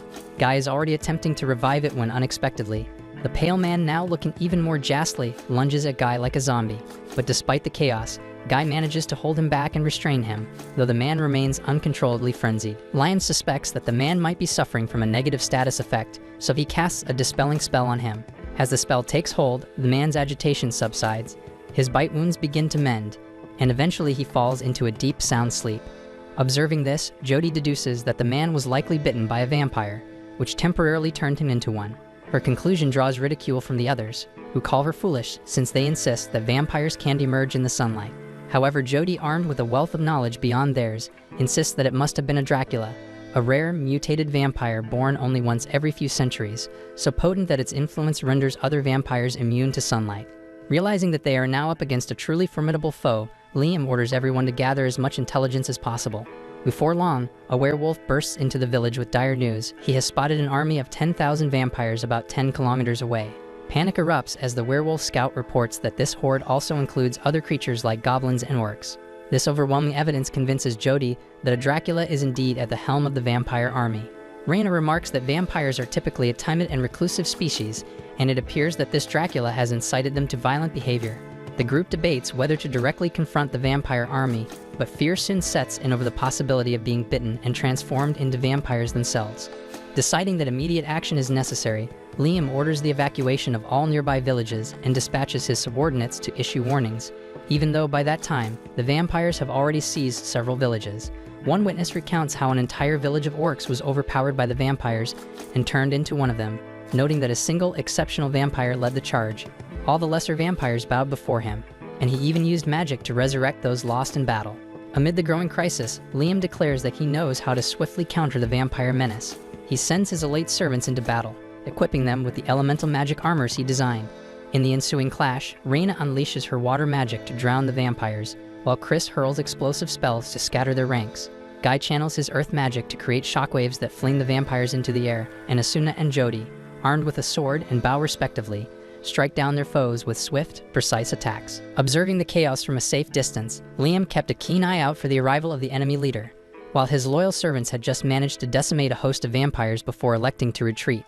But suddenly the blood particles in the air coalesce into the shape of Dracula, who immediately revives the fallen vampires with his magic. Seizing the opportunity, Liam teleports right in front of Dracula, and then zaps him away to separate him from his army. Dracula is far from pleased, and Liam challenges him, asking whether he is willing to coexist with others or if he'll only be satisfied by crushing them all. Dracula scoffs, declaring that other species are inferior and that he intends to turn them all into his servants. That answer is all the confirmation Liam needs, and he launches an assault with his power missiles. Dracula effortlessly blocks them all before materializing behind Liam to strike. Liam barely teleports away in time, then retaliates with holy lances, but even those barely faze the vampire, who dissolves into dust only to reappear completely healed. Not to be outdone, Dracula transforms into dust once more to attack, managing to catch Liam from behind. At the last second, Liam conjures an illusion spell to escape the vampire's clutches, forcing Dracula to bite at nothing but a trick. Feeling truly cornered, Liam wonders whether he should activate his golem armor for a massive power boost, even though it will quickly sap his energy. He opts to save it for last, continuing to bombard Dracula with his regular magic, but nothing seems to work. The vampire boss simply turns to dust, and then reconstitutes into his original form. He taunts Liam, insisting that his attacks are futile because he is already dead and can regenerate infinitely from the surrounding life force. Declaring that the fight is over, he pounces on Liam, but Liam finally finds a way to defeat him. He swiftly summons the dust box and traps Dracula inside it. No matter how hard Dracula struggles, he can't break the walls of the dust box and soon becomes frustrated. Liam uses that living beings usually can't be confined in the dust box, but since Dracula claims he is already dead, he can be placed there. Determined to test this, Liam decides to see how long Dracula can withstand an environment devoid of life force, and it takes a full 10 hours before the dust box shows any progress. At night, the dust box reports to Liam that Dracula has entered a state of suspended animation, meaning he is now basically rotten food, so Liam feels a surge of relief, thinking that he has finally won. After Dracula fell, Liam rejoined his crew and immediately asked about Dracula's minions. They reported that lately many of the subordinate creatures had been acting strangely dazed, though no one could determine the exact cause. Asuna then stepped forward and with effortless precision, shattered one of the creature's teeth during her inspection. At the same time, Jody observed that several of these monsters appeared to have lost their teeth naturally, a detail that confirmed for the group that Liam had indeed defeated the enemy leader. It seemed that once freed from Dracula's control, these beings had even improved in appearance. And with that matter addressed, Liam shifted his focus to other pressing issues. But then amid this turmoil, a violent surge of energy, what Raiden identified as Dracula's mana, suddenly swept over the newly freed creatures. According to Raiden, their bodies had been controlled by this pervasive mana, and with the source fading, the creatures were at risk of vanishing altogether. Desperate to avert disaster, Liam recalled how he had once cured Guy's friend with a clean sweep spell, a sacred technique known to heal any affliction. He then quickly cast the spell on one monster, and as expected, its burning mana dissipated. Encouraged, he repeated the ritual on every creature struck by the potent blue flames. But just as hope began to stir, all the monsters reverted to their previous state of agony, leaving Liam gripped by terror. Calming him, Raiden reminded Liam of their earlier discussion. Sometimes one well-placed area spell is far more effective than a barrage of fireballs. Taking that advice to heart, Liam summoned Guardian Raiden and donned his magical armor to channel his clean sweep spell into a powerful area effect. At last, Liam managed to purge Dracula's mana from every creature. Overjoyed, the cursed humans and demi-humans finally returned to their original forms, free from their monstrous afflictions. The overwhelming relief, however, proved too much for Liam, and he fainted on the spot. Sometime later, he slowly awoke in the quiet of the night and asked how long he had been out. Asuna estimated it to be around an hour, and then Liam inquired about the others still affected by Dracula's mana. So they point out that they are saved and happily thriving now. Turning his thoughts inward, they then questioned what had become of Liam, remarking that he had been bathed in light, regenerating those on the verge of disappearing. At that moment, Chris rushes in a state of desperation to check on the master, and he explains that he's exhausted more mana than he ought to have. As Rain arrives, Liam instructs them to gather the vampires, specifically those that have always been vampires, not ones transformed by Dracula's influence. The officers obey his command and round up the vampires for Liam, leaving him astonished to find that, among the 10,000 troops reportedly ready for battle, only a few vampires actually remain. One vampire steps forward and pleads with Liam, asking him to spare the rest by assuming responsibility for their actions. However, Liam makes it abundantly clear that he has no intention of slaughtering anyone. After all, these creatures were under Dracula's control. In fact, Liam envisions a future where the vampires can walk in daylight and integrate into the village he's building. Otherwise, once Dracula's power fades, they would be easily obliterated by the sun. He lays down two simple conditions for them joining his community. First, they must obey everything Liam Hamilton commands. Second, they must refrain from causing internal strife. Beyond that, Liam promises not to force them into any actions. Surprised yet pleased by such minimal demands, the vampires agree to join the budding civilization in the cradle of the Promised Land. Seizing the opportunity, Liam sets out to enhance the familiar pact he once used. Just as he had refined his magical armor, he now evolves his contract spell into what he calls High Familiar. This improved spell ensures that the vampires' bodies won't vanish under sunlight. Furthermore, he decrees that the leader of the vampires shall henceforth be known as Alucard, elevating him from an ordinary vampire to a noble one with the ability to resist the sun's rays. After spending 4 days recruiting his new allies following the battle, Liam returns to check on Dracula, only to note that after 100 hours the monster's existence has entirely dissipated. Meanwhile, at his mansion, the Mark of Leonardo Berkeley sees that Dracula was defeated by a single human. Although he himself is not overly alarmed, the man monitoring the situation through a crystal ball is visibly terrified, lamenting that their plan to exploit the ensuing confusion as an excuse to deploy troops has fallen apart. Nevertheless, Leonardo insists that the focus should shift away from Dracula and instead be placed on the Dan one who defeated him. Although the recordings didn't capture the exact moment the Baron defeated the monster, it was clear to everyone that this young mage was something extraordinary. Leonardo was convinced that Liam Hamilton was a force to be reckoned with, a monster in human form, capable of conjuring 19 spells simultaneously and wielding the power of a dragon. Regardless of the specifics, Leonardo ordered his subordinate to investigate this young prodigy further. As for the land itself, they decided it would be conquered later. After the servant departed, Leonardo pondered quietly to himself how, at pivotal moments in history, an eccentric figure always emerges. In this case, he couldn't decide if Liam Hamilton was a genuine hero or perhaps the Demon King. The following day, Liam was completely drained, lying on the village grass trying to rest after sealing a contract with 10,000 monsters now living in the Promised Land. One could only imagine the monumental effort it took to name each one of them. At that very moment, two slimes, Slalin and Slip-On, whom Liam had contracted as familiars, presented him with a doll they had crafted of their master. Surveying the scene, Liam felt a deep pride in the work the villagers had been doing behind the scenes, erecting building after building to transform the village into a worthy home, and even in no time it might evolve into a full-fledged city. Then we see that the skilled elves were spearheading the construction efforts after refining their abilities, and of course nothing seems more fitting than choosing Reyna as the organizer. Elsewhere, Guy and the other giants were tasked with defending the Promised Land, while the werewolves, known for their exceptional hunting skills, secured the food supplies. Each race had a unique role in this new society, and everything was proceeding smoothly, until Guy warned that humans were approaching the village. Claiming to be merchants from Quistador, these strangers requested an audience with the king of the land. Despite their claim, Liam insisted he wasn't the king, a statement that left Guy perplexed since Liam clearly acted as the master of all the inhabitants. To settle the matter, Guy turned to the villagers and asked if anyone disagreed that Liam Raiden was their rightful king. Almost instantly, the crowd erupted in enthusiastic agreement, affirming their desire to have Liam as their absolute leader.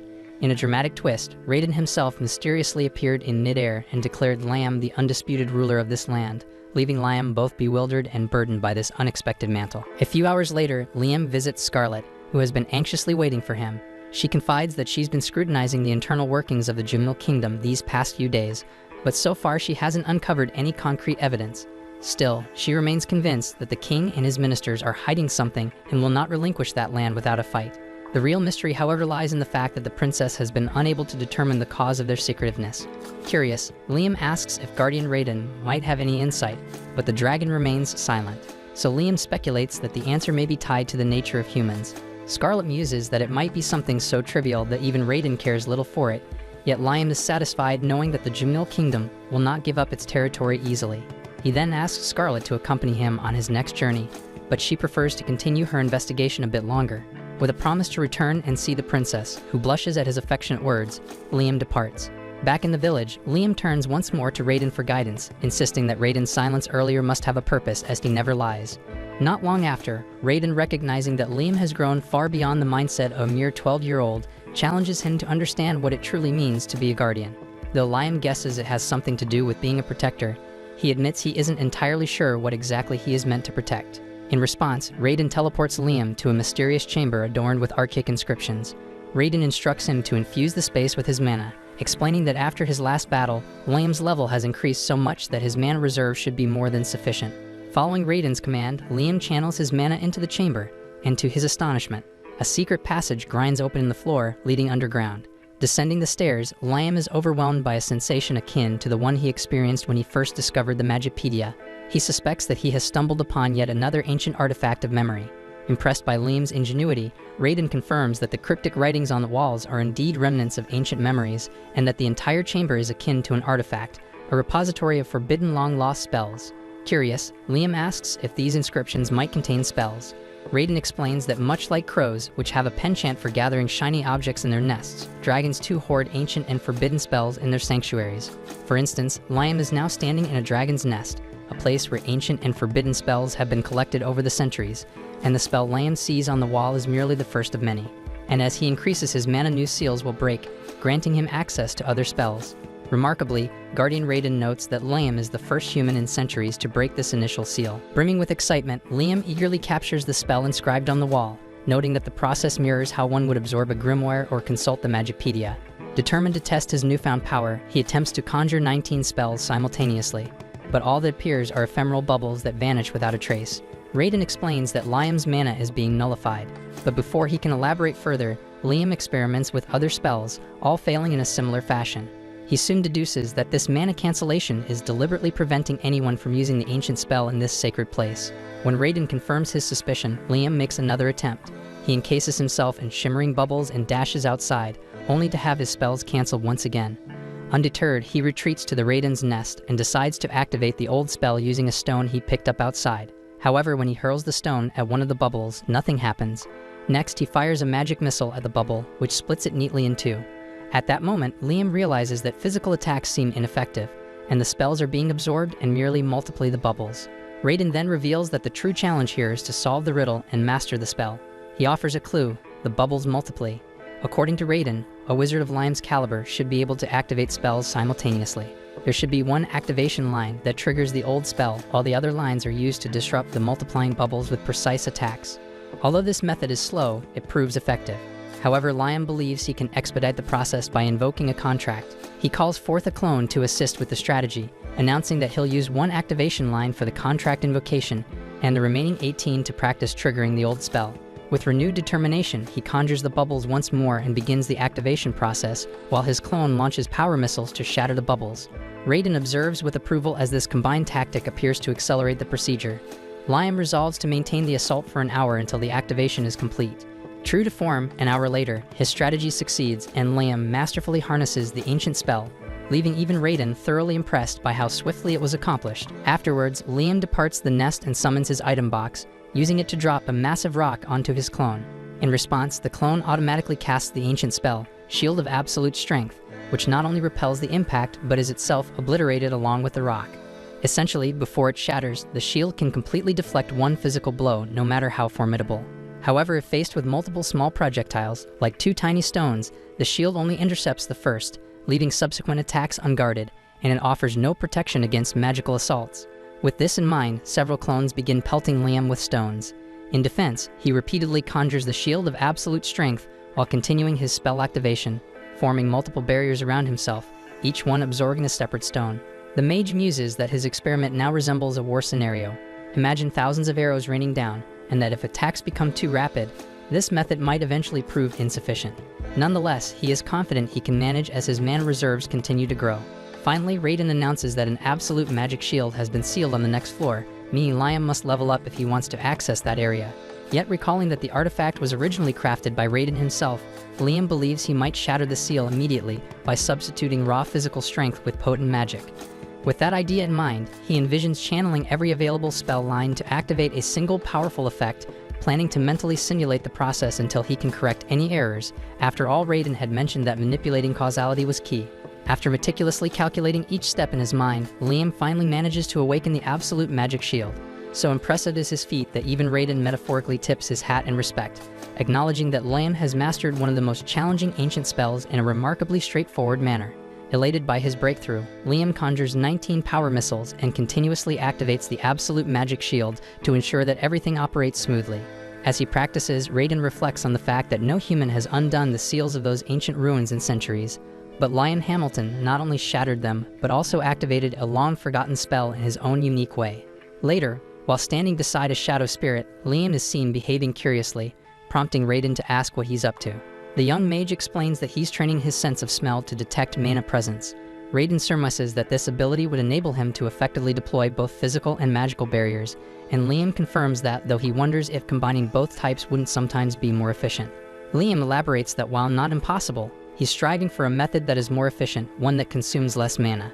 Raiden considers this feasible, provided Liam can anticipate an opponent's move in a split second.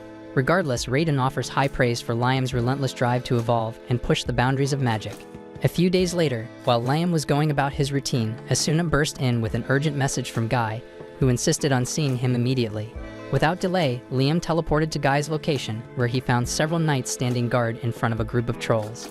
As Guy approached, he explained that these knights were representatives from the Kingdom of Palta, and they had an important matter to discuss with Liam. At that moment, the knight's leader stepped forward and introduced himself as Blast. When Liam inquired about the nature of their urgent business, Blast revealed that the King of Palta had ordered him to arrange a marriage between Liam and his daughter Flora to secure stronger ties with their nation. Taken aback, Liam listened as Blast then brought up his supposed engagement with Princess Scarlet of the Jamil Kingdom. Liam explained that no engagement was planned for this year because there was still much work to be done, which only emboldened Blast. He declared that their country would not tolerate any delay in the engagement, and on cue, Princess Flora, a striking blue-haired beauty, stepped out of her carriage, leaving Liam, the self-proclaimed little pervert, utterly speechless. Blast then offered that if Liam wished, he could leave Flora in his care immediately. Shocked by the leader's desperation, Liam insisted that they first discuss some fundamental details and invited the knights to join him at his village. Blast accepted the offer without hesitation, but before any further discussion could take place, Liam sensed imminent danger. He quickly activated his absolute magic shield, and in the very next instant, a ferocious fire spell hurtled toward him. The spell exploded with tremendous force, knocking everyone in its blast radius unconscious, yet Liam managed to shield Princess Flora from harm. Perplexed by the sudden attack, Liam demanded an explanation. Raiden then informed him that the oncoming assault was from a suicide bomber spirit, an artificially created monster known for its overwhelming destructive power. Raiden added grimly that the creature had specifically targeted Flora, and if Liam had been even a second slower, she would have been incinerated. Liam is stunned by the revelation and immediately demands to know who could be behind such a treacherous act. Scanning the area, he finds that X-Blast has vanished without a trace, leaving him to wonder if Blast himself orchestrated the attack. Raiden confirms his suspicions, remarking that such nobles are depraved and will stop at nothing to further their ambitions. Intrigued and enraged, Liam orders Guy to ensure Flora and the soldiers remain safe while he seeks answers. He teleports to Scarlet's palace and brings her to the explosion site, where Flora lies unconscious. There, Liam explains everything to Scarlet about Flora, and to his confusion, Scarlet reveals that no neighboring country has any princess by that name. Confused, Liam provides all the details about the man named X-Blast, who claimed that Flora was a princess from Palta. So she tells him that she's heard of Blast, and he is Palta's ruthless right-hand man who handles all the dirty work. And when Liam mentions the suicide bomber spirit, Scarlet pieces together the puzzle and says that Palta had intended to send a fox princess to marry Liam, only to have her killed immediately upon arrival as a pretext to spark a war. Scarlet then examines Flora, and she discovers a mole on her chest, reinforcing her suspicion that Flora is actually a clandestine child of a high-ranking noble, sent here as a sacrificial pawn. Before long, Flora awakens, and the unabashed Liam boldly declares that he expects gratitude for saving her life. Terrified, Flora pleads with him to back off, insisting that she is dangerous to him. She reveals a curse mark on her hand, confessing that even if he can shield her from external threats, she is doomed to perish. She begs him to leave her be, to spare him from the burden of her cursed existence. Unwilling to let her suffer alone, Liam grabs her hand and, channeling his holy magic, neutralizes the curse. He then asks if there are any other afflictions or traps on her body that he must remove. Flora, still in disbelief that the curse has been lifted, listens as Scarlet proudly boasts about Liam's ability to erase even the most insidious curses with his sacred power. Curious, Liam inquires about the nature of the curse, and Flora explains that it would have transformed her into a monster, forcing her to obey every command of whoever had cast it. Raiden suddenly realizes that a dark magical artifact was employed on her, and he suspects it is the very same item that was used to create Dracula, which ultimately provoked the assault on their village. Infuriated by this revelation, Liam swallows his anger and turns his focus to Flora. He tells her that since she has nowhere else to go, she should remain with them, and he vows that the Palta Kingdom will never harm her again. Later, in a more private setting, Liam and Scarlet engage in a candid conversation. Scarlet confides that all three neighboring countries in the region have long looked down on him, and that to silence their criticisms, he must demonstrate his power. When Liam asks if he should provoke a confrontation, Scarlet proposes a far more strategic idea. He needs to issue his own currency. She shows him 3 variations of the silver coins used in her homeland, pointing out that while the original is meticulously detailed, the copies distributed to the public lack those fine details. Liam grasps her meaning. By creating coins with a uniformly high level of detail for general use, he can prove that his technology is far superior to that of his rivals. Enthused by the idea, Liam immediately summons fire and earth spirits to forge his first batch of silver coins. Next, he decides to craft copper coins. Scarlet suggests that he add tin to copper, producing bronze coins instead, arguing that a blend with 70% copper yields greater detail. To her surprise, Liam opts to make coins with just 50% copper. Not long after, Asuna and Jody visit a merchant guild in their city to present Liam's newly issued silver coins. The guild manager is astounded because he can hardly believe that such high-quality coins are intended for widespread circulation. Then, when he examines the copper coins, he is even more speechless, as no one in the world has managed to craft such intricate coins using only 50% copper. Intrigued, the girls ask him about the exchange rate of these coins, and he reveals that if all coins are maintained at the same high quality, their value could be up to 3 times that of the currency currently used in the Jamil Kingdom. Meanwhile, we see that Liam receives a letter from his eldest brother Albrecht, whose tone drips with arrogance as he demands a meeting to discuss matters of their country. When Scarlet reads the letter, she erupts in anger at Albrecht's audacity, insisting that Liam need not respond since Albrecht holds no real authority or position within the family. Agreeing with her, Liam decides to ignore Albrecht and instead extends an invitation to his brother Bruno, whom he truly respects, to visit his domain. Bruno is taken aback by how advanced Liam's country has become and formally requests that their family establish business relations with it.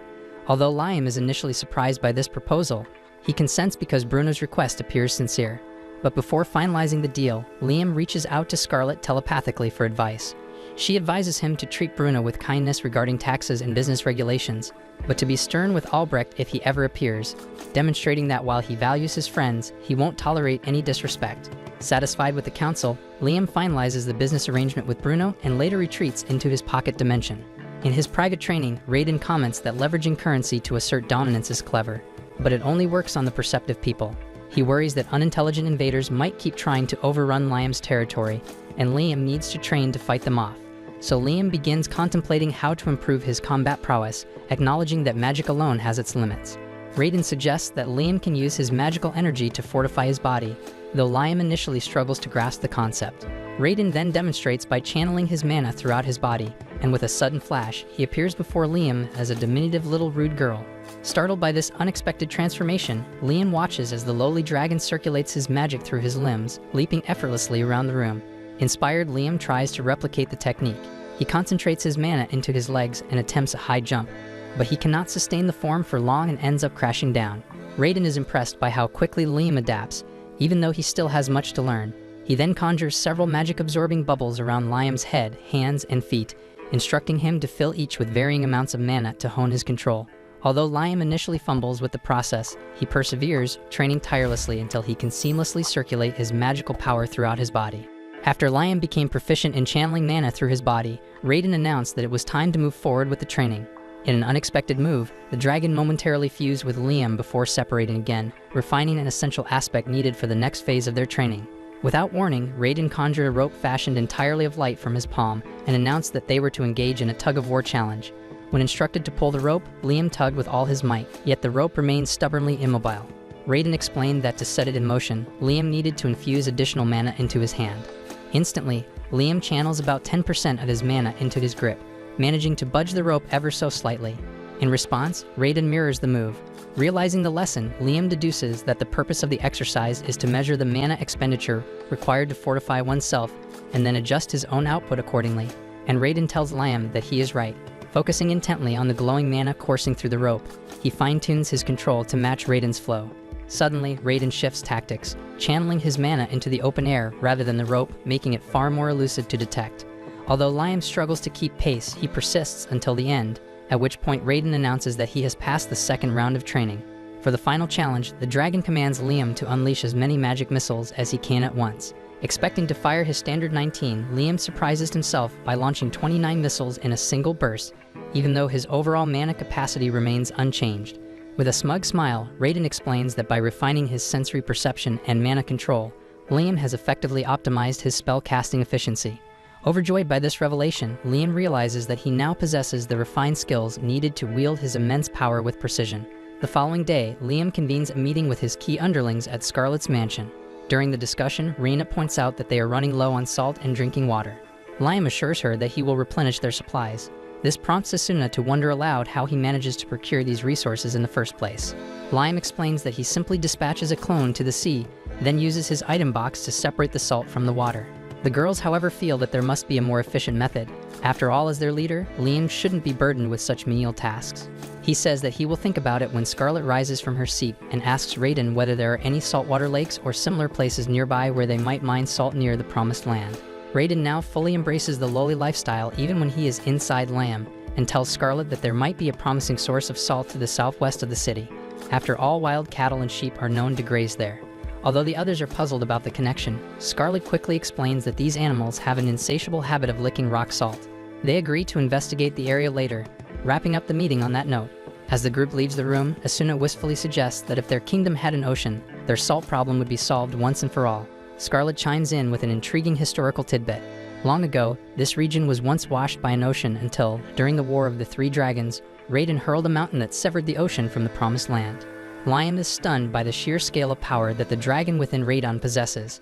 Later, he turns to the lowly Raiden and asks if he can lend him some of that power to create an ocean in his territory. Raiden, however, refuses, advising him to make do with what he already has. Undeterred, Liam sets to work and creates a small saltwater lake complete with a sandy beach.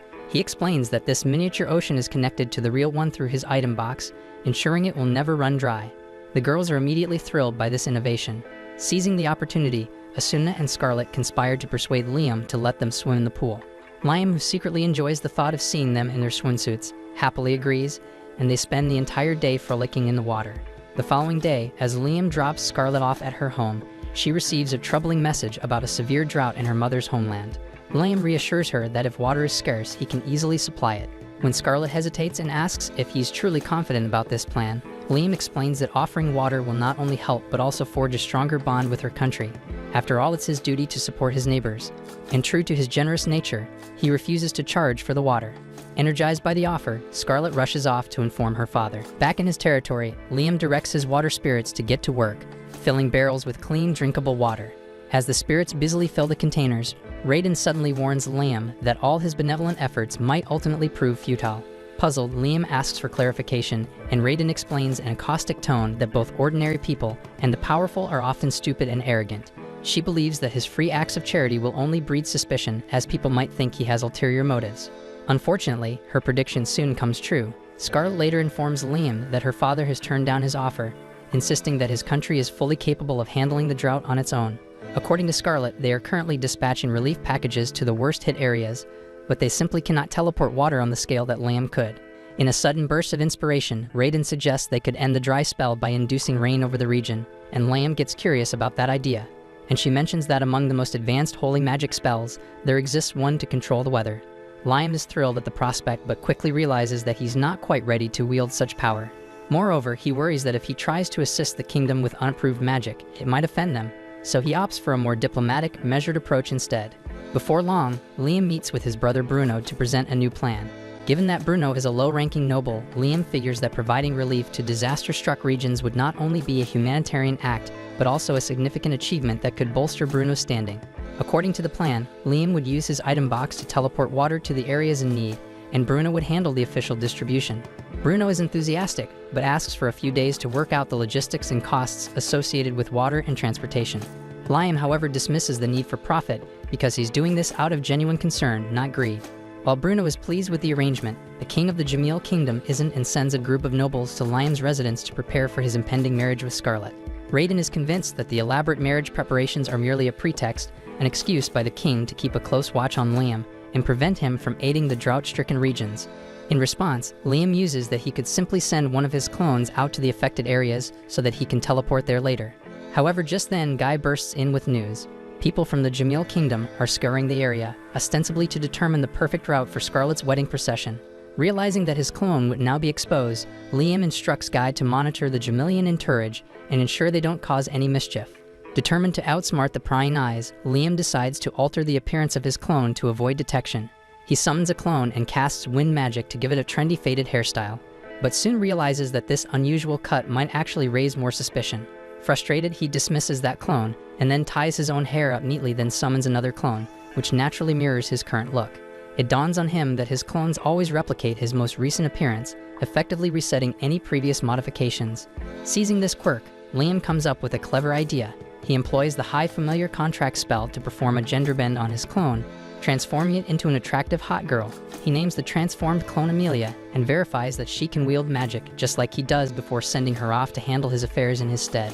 Over time, Liam notices how interactions with outsiders have rejuvenated the kingdom, with its currency now circulating widely. A knowing smile forms as he reflects on Bruno's instrumental role. The long-awaited trade with neighboring merchants has finally commenced. Strategically positioned at the junction of three nations, this land is steadily evolving into a bustling center of commerce. Meanwhile, the region of Jamil is suffering from a severe drought. Despite Liam's generous offer to help, his aid was rejected, so instead he sent his illusionary double disguised as Amelia to the region.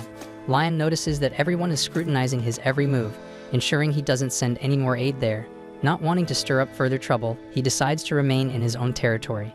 Suddenly, a group of playful slimes appears, lightening the mood as they eagerly approach him. The scene then cuts to a group of workers diligently carrying stones.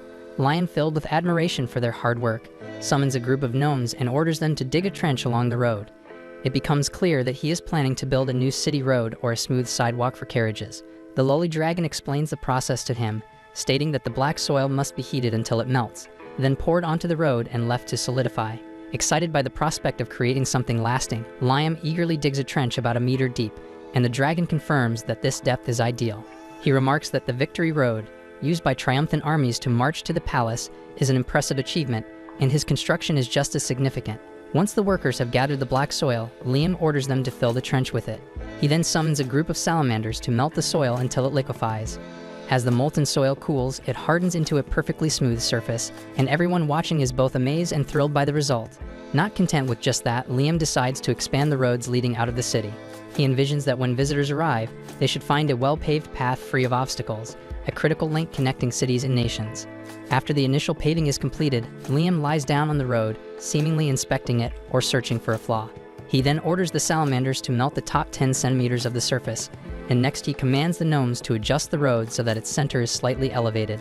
To test his plan, he pours water onto the road, and his idea works perfectly because the water no longer pools in the middle. Satisfied with the outcome, Liam resolves to implement these improvements on all roads throughout the kingdom. After a while, Liam settles down in the forest for a moment of respite, tying a rope around a sturdy tree and leaning on it. Almost immediately, he loses his balance, first once, then a second time. After he got used to it, the lowly dragon spoke directly into his mind and said that things seem to have gotten a bit easier now, but you must have noticed something different. Liam gets perplexed and asks what she means, but he suddenly notices that there's a subtle shift in the supernatural energies and its differences that he couldn't sense before. Intrigued, Liam performs a thorough scan of the surrounding area and soon discovers that spies from all three neighboring nations, Palta, Quistador, and Jomo, have infiltrated his territory. Realizing that these countries are closely monitoring him, Liam concludes that their animosity towards him is far more significant than he initially suspected. He quickly rushes to Scarlet and asks for details about the military might of Jomo, Palta, and Quistador, including the size of their armies. She informs him that if they were on guard from each other, both Jomo and Palta can muster around 20,000 troops each, while Quistador could deploy up to 50,000 soldiers. But if they were to unite against him, their combined forces would total approximately 130,000 warriors, and it's a staggering number compared to his own populace of barely 10,000, including civilians. Deep in thought, Liam realizes that he must act with extreme wisdom and caution to avoid being dragged into war. He ponders not only the threat posed by these three nations, but also the possibility that other countries across the continent may have sent spies as well. Determined to verify his suspicions, Liam reactivates his scanning power and soon orders his workers to retreat immediately. He summons a squad of gnomes and commands them to dig straight down. In no time, they excavated a massive pit. As Liam leaps into the chasm, he is astonished to discover a thin but gleaming layer of mithril, a rare mineral known for its magical properties. Overwhelmed with excitement, he exclaims that the mysterious magical energy he has been sensing originates from here, and he says that with such a bounty of mithril, he envisions crafting enchanted battle armor for everyone, and it's a development that could finally bridge the overwhelming power gap between his people and those of the other nations. Without wasting any time, Liam calls for Scarlet and instructs her to spread the news immediately, and let it be known that our nation now possesses mithril ore because this will serve as a clear deterrent to any potential invaders. And with that declaration, Liam halts all road construction and diverts the workforce to extract the newly discovered mithril. The quantities unearthed are astonishing, enough to forge thousands of magical battle armors. As he surveys the operation, Liam muses that they need to build something akin to that underground temple. The ancient ruins beneath where Guardian Raiden once stood were actually used as a vast storage device, so if they construct a similar structure and train everyone together, they might achieve something truly incredible. Turning to Reina, he asks her if she can use any supernatural abilities, and she confirms that she can use ice magic. So in an instant, Liam and Reina teleport to a new location, and there Liam commands the salamanders to melt the surface of the road along with a thin layer of mithril, while instructing the gnomes to remove the top layer of the road and coat it with an even thin film of mithril. Noticing Reina's puzzled look, Liam tells her that he will explain everything, but just stand over there, and as she complies, he asks if she feels anything. Then suddenly, a massive surge of mana and energy courses through her body, and she quickly casts the Ice Needle spell, and to her astonishment, it works with incredible efficiency. So she asks about what happened because her power has increased drastically. So Liam smiles and says that he used his abilities to transform the mithril in the road into an ancient storage device, placing it beneath the city streets, and adds that instead of constructing a dedicated training structure, now anyone who stands on the roads can learn spells. But then he noticed that this also means they will have to rebuild all the Dan roads again. Later, Liam convenes everyone for a training session. The trainees unleash a barrage of fireballs at him, yet he effortlessly deflects them with his superior shield. Next, they try launching ice needles, but he parries those as well. Even when the slimes whip up a violent wind cyclone, Liam stands firm. The secret to his resilience lies in the ancient storage devices he embedded beneath the city's roads, which now serve as an immense energy source. With this setup, anyone standing on these roads can tap into that power. Even those with little to no magical training can help defend the city. But he says that this is not all, so Reina in awe asks if there's more, and with a confident grin, Liam replies that with him she is going to witness the impossible. He then tells her to stand over the road again and tries to cast the phone spell. Reina then gets intrigued and quickly positions herself and utters the spell's name, and to her astonishment, it activates instantly. The phone spell is a telepathic communication incantation that allows her to speak to someone else solely through her thoughts. Even though she's never attempted it before, she casts it effortlessly. The spell transmits her natural voice across vast distances, linking everyone in the city to Liam's network. To test it out, she contacts Natasha and hears a clear response, even though Natasha is nowhere near. The spell's success leaves everyone ecstatic as they marvel at the remarkable progress of the city that Liam has built. Enchanted by the progress, Reina calls it the Magic City, and Liam is delighted by that name. After some time, Liam begins guiding Flora through the fundamentals of light sorcery. Due to their established familiar contract, she has also gained the ability to wield mystical energy. Flora is amazed by her newfound talent because she never believed she possessed any magical potential. Liam laughs gently and assures her that this is merely a beginner's spell. He then outlines his ambitious plan, to lay mithril sheets beneath the entire road network of his city and devise innovative methods to draw water from wells and light ovens, ultimately easing daily chores for everyone. Flora hesitates, arguing that expending such a rare resource as mithril solely to simplify the lives of common folk is a waste. Lion, however, dismisses her concerns as classist. He explains that if he can create spells to reduce the time spent on mundane tasks, his people will have more freedom to pursue what truly makes them happy. Flattered and a bit eager to please, Flora showers him with praise, declaring him a wonderful king who genuinely cares for his subjects. At that moment, Liam receives a call from Guy. Guy informs him that a group of dragon-riding knights from Quistador wishes to meet him, but Liam has no idea who they are. So Flora eagerly fills him in, explaining that the Dragon Knights of Quistador are renowned not only for their impressive combat skills, but also for the unwavering loyalty of their dragons. Curious, Liam wastes no time and teleports to the location where the Dragon Knights are assembled. He approaches them with eagerness, only to have the dragons suddenly begin to panic. Confusion erupts among the gathered knights until they quickly deduce that their mounts are frightened by Liam. Puzzled, Liam wonders why his presence would unsettle the dragons, until lowly Raiden steps in to explain that weak beasts are naturally intimidated by someone as powerful as he is. With that explanation, Liam finally understands the reason behind the commotion. Shortly thereafter, the captain of the Dragon Knights, a striking figure named Sheila, steps forward to greet him. With a confident air, she introduces herself as the 19th Princess of Quistador, a title that leaves Liam momentarily stunned, and he can't help but think that her parents are so loving of the rabbit's life to give birth to all these children. Without missing a beat, Sheila challenges Liam to a duel. Perplexed, he asks why they should fight when they've just met. In response, Sheila quips that the best way for a man and a woman to truly know each other is by sharing spicy chips in bed.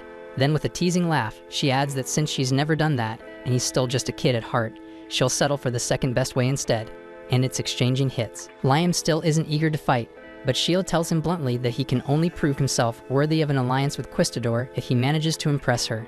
That proposition is hard for Liam to resist, especially since his relations with the 3 neighboring countries are in the dumps, and he desperately needs at least one on his side. Reluctantly, he agrees to the duel, and they quickly launch into combat. Sheila moves with a speed that makes her vanish like the Flash before Liam's very eyes. In response, he immediately conjures up absolute force and magic shields to deflect any incoming attacks. Sheila starts with quick physical blows, but his force shields effortlessly nullify them. Next, she hurls fireballs at him, only to have her magic attacks blocked by his equally potent magic shields. Then she disappears again, leaving Liam frustrated and confused because he can't tell if she's using invisibility or simply moving so fast. Suddenly, Raiden's warning rings in his mind, urging him to dodge, and he barely escapes as Sheila's magic sword slices through the air where he had just been standing. Sheila resumes her rapid movement, but Liam quickly blankets himself in a thin layer of magical fog, allowing him to track her precise movements by sensing the disturbances in the air. Seeing that her super speed is rendered useless by his clever tactic, Sheila's confidence begins to wane. She asks Liam how he's managing to track her so effortlessly. He admits that his senses can't normally pick up on her presence, but that by surrounding himself with magic fog, he can detect even the smallest disturbance. Impressed by his ingenuity, Sheila concedes and declares the duel over, suggesting they now have a relaxed chat instead. Without missing a beat, Liam teleports her to his mansion, a feat that leaves Sheila dumbfounded, as she hadn't even known teleportation was possible. Liam casually explains that it's one of Raiden's spells. Inside the mansion, Liam wonders if Sheila intends to offer a political marriage to form an alliance with his kingdom, similar to what happened with Jomil and Palta. But instead, she says that they only need to sign a military non-aggression pact as their main condition. Lion finds this hard to believe at first and starts suspecting that Sheila might have an ulterior motive. Sensing his doubt, she explains that in her country, there's a saying, "Never attack the dragon crown," meaning Raiden. Curiosity piqued, Liam asks for clarification, and Sheila reveals that long ago, her kingdom was nearly destroyed by a conflict with Raiden.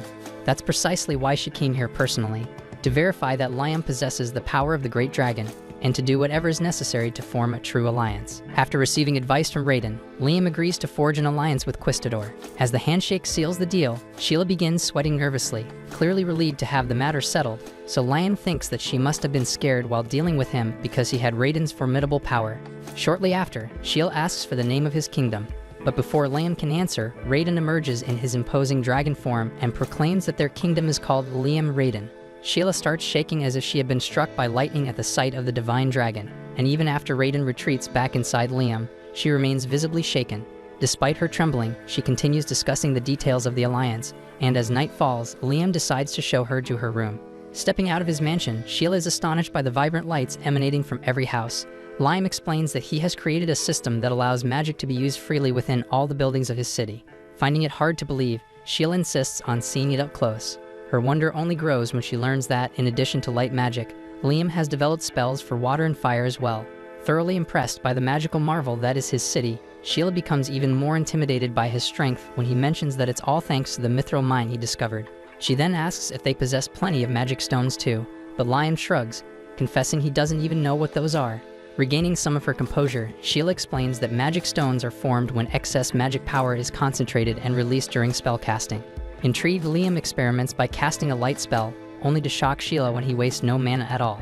Liam explains that Raiden has trained him to be 100% efficient, a claim that sends Sheila into a panic because she believes that level of efficiency is beyond human capability.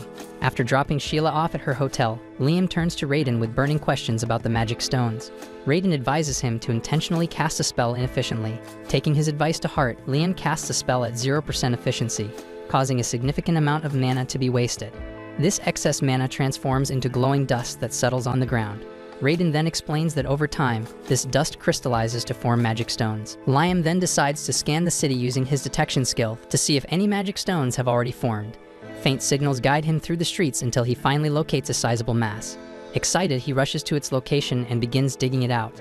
To his shock, Raiden informs him that this magic stone is essentially useless because it loses its inherent power over time. However, Raiden quickly adds that its power loss doesn't make it worthless. In fact, magic stones usually form only on battlefields where countless spells are cast, and they're so rare that they sell for far more than diamonds. Liam is stunned by this revelation, and a spark of inspiration lights up within him. He realizes that these magic stones could be the cornerstone for fueling his country's economy. Without wasting a moment, he calls his brother Bruno to discuss the business opportunity. As Liam explains the unique magical infrastructure of the city that allows for the regular formation of magic stones, Bruno's head nearly spins from trying to process the information. But once he hears that Liam wants to trade in the magic stones with his assistants, Bruno eagerly jumps on board. Liam then presents Bruno with a magic stone he recently excavated. Bruno examines it and explains that it's a young magic stone, a type that is highly sought after by newly couples because young magic stones have wider strips that gradually shrink as they age. In contrast, older magic stones are far more rare and beautiful, often commanding a value 5 times that of standard stones, though they require centuries to reach that state. For Liam, time is no obstacle, so he summons his dust box to rapidly age the stone. After spending 3 weeks in the dust box, the magic stone ages by 500 years, transforming into a small yet uniquely captivating gemstone. Deeply impressed by its transformation, Liam places the gemstone inside his item box so that his female clone, which is part of a delegation sent to Quistador, can transport it across the border. The clone presents the 500-year-old magic stone to the king as a gift to celebrate their newly formed alliance, leaving the king utterly speechless at its beauty and rarity. Before long, the delegation returns to the city, and Rina informs Liam that both the king and the queen were astounded by the magic stone. In gratitude, they sent an abundance of gifts in return, and Sheila is scheduled to visit again soon to advise Liam on his foreign policy. As time passes, Liam's kingdom begins to flourish, with his loyal underlings handling all the intricate details of governance. Encouraged by their support, Liam decides to follow his own path, and of course that means continuing to learn new spells from Raiden. But this is where the Season 1 has ended. Thanks for watching, and I'll see you soon in the next anime. And remember to like and subscribe to the channel to make me continue.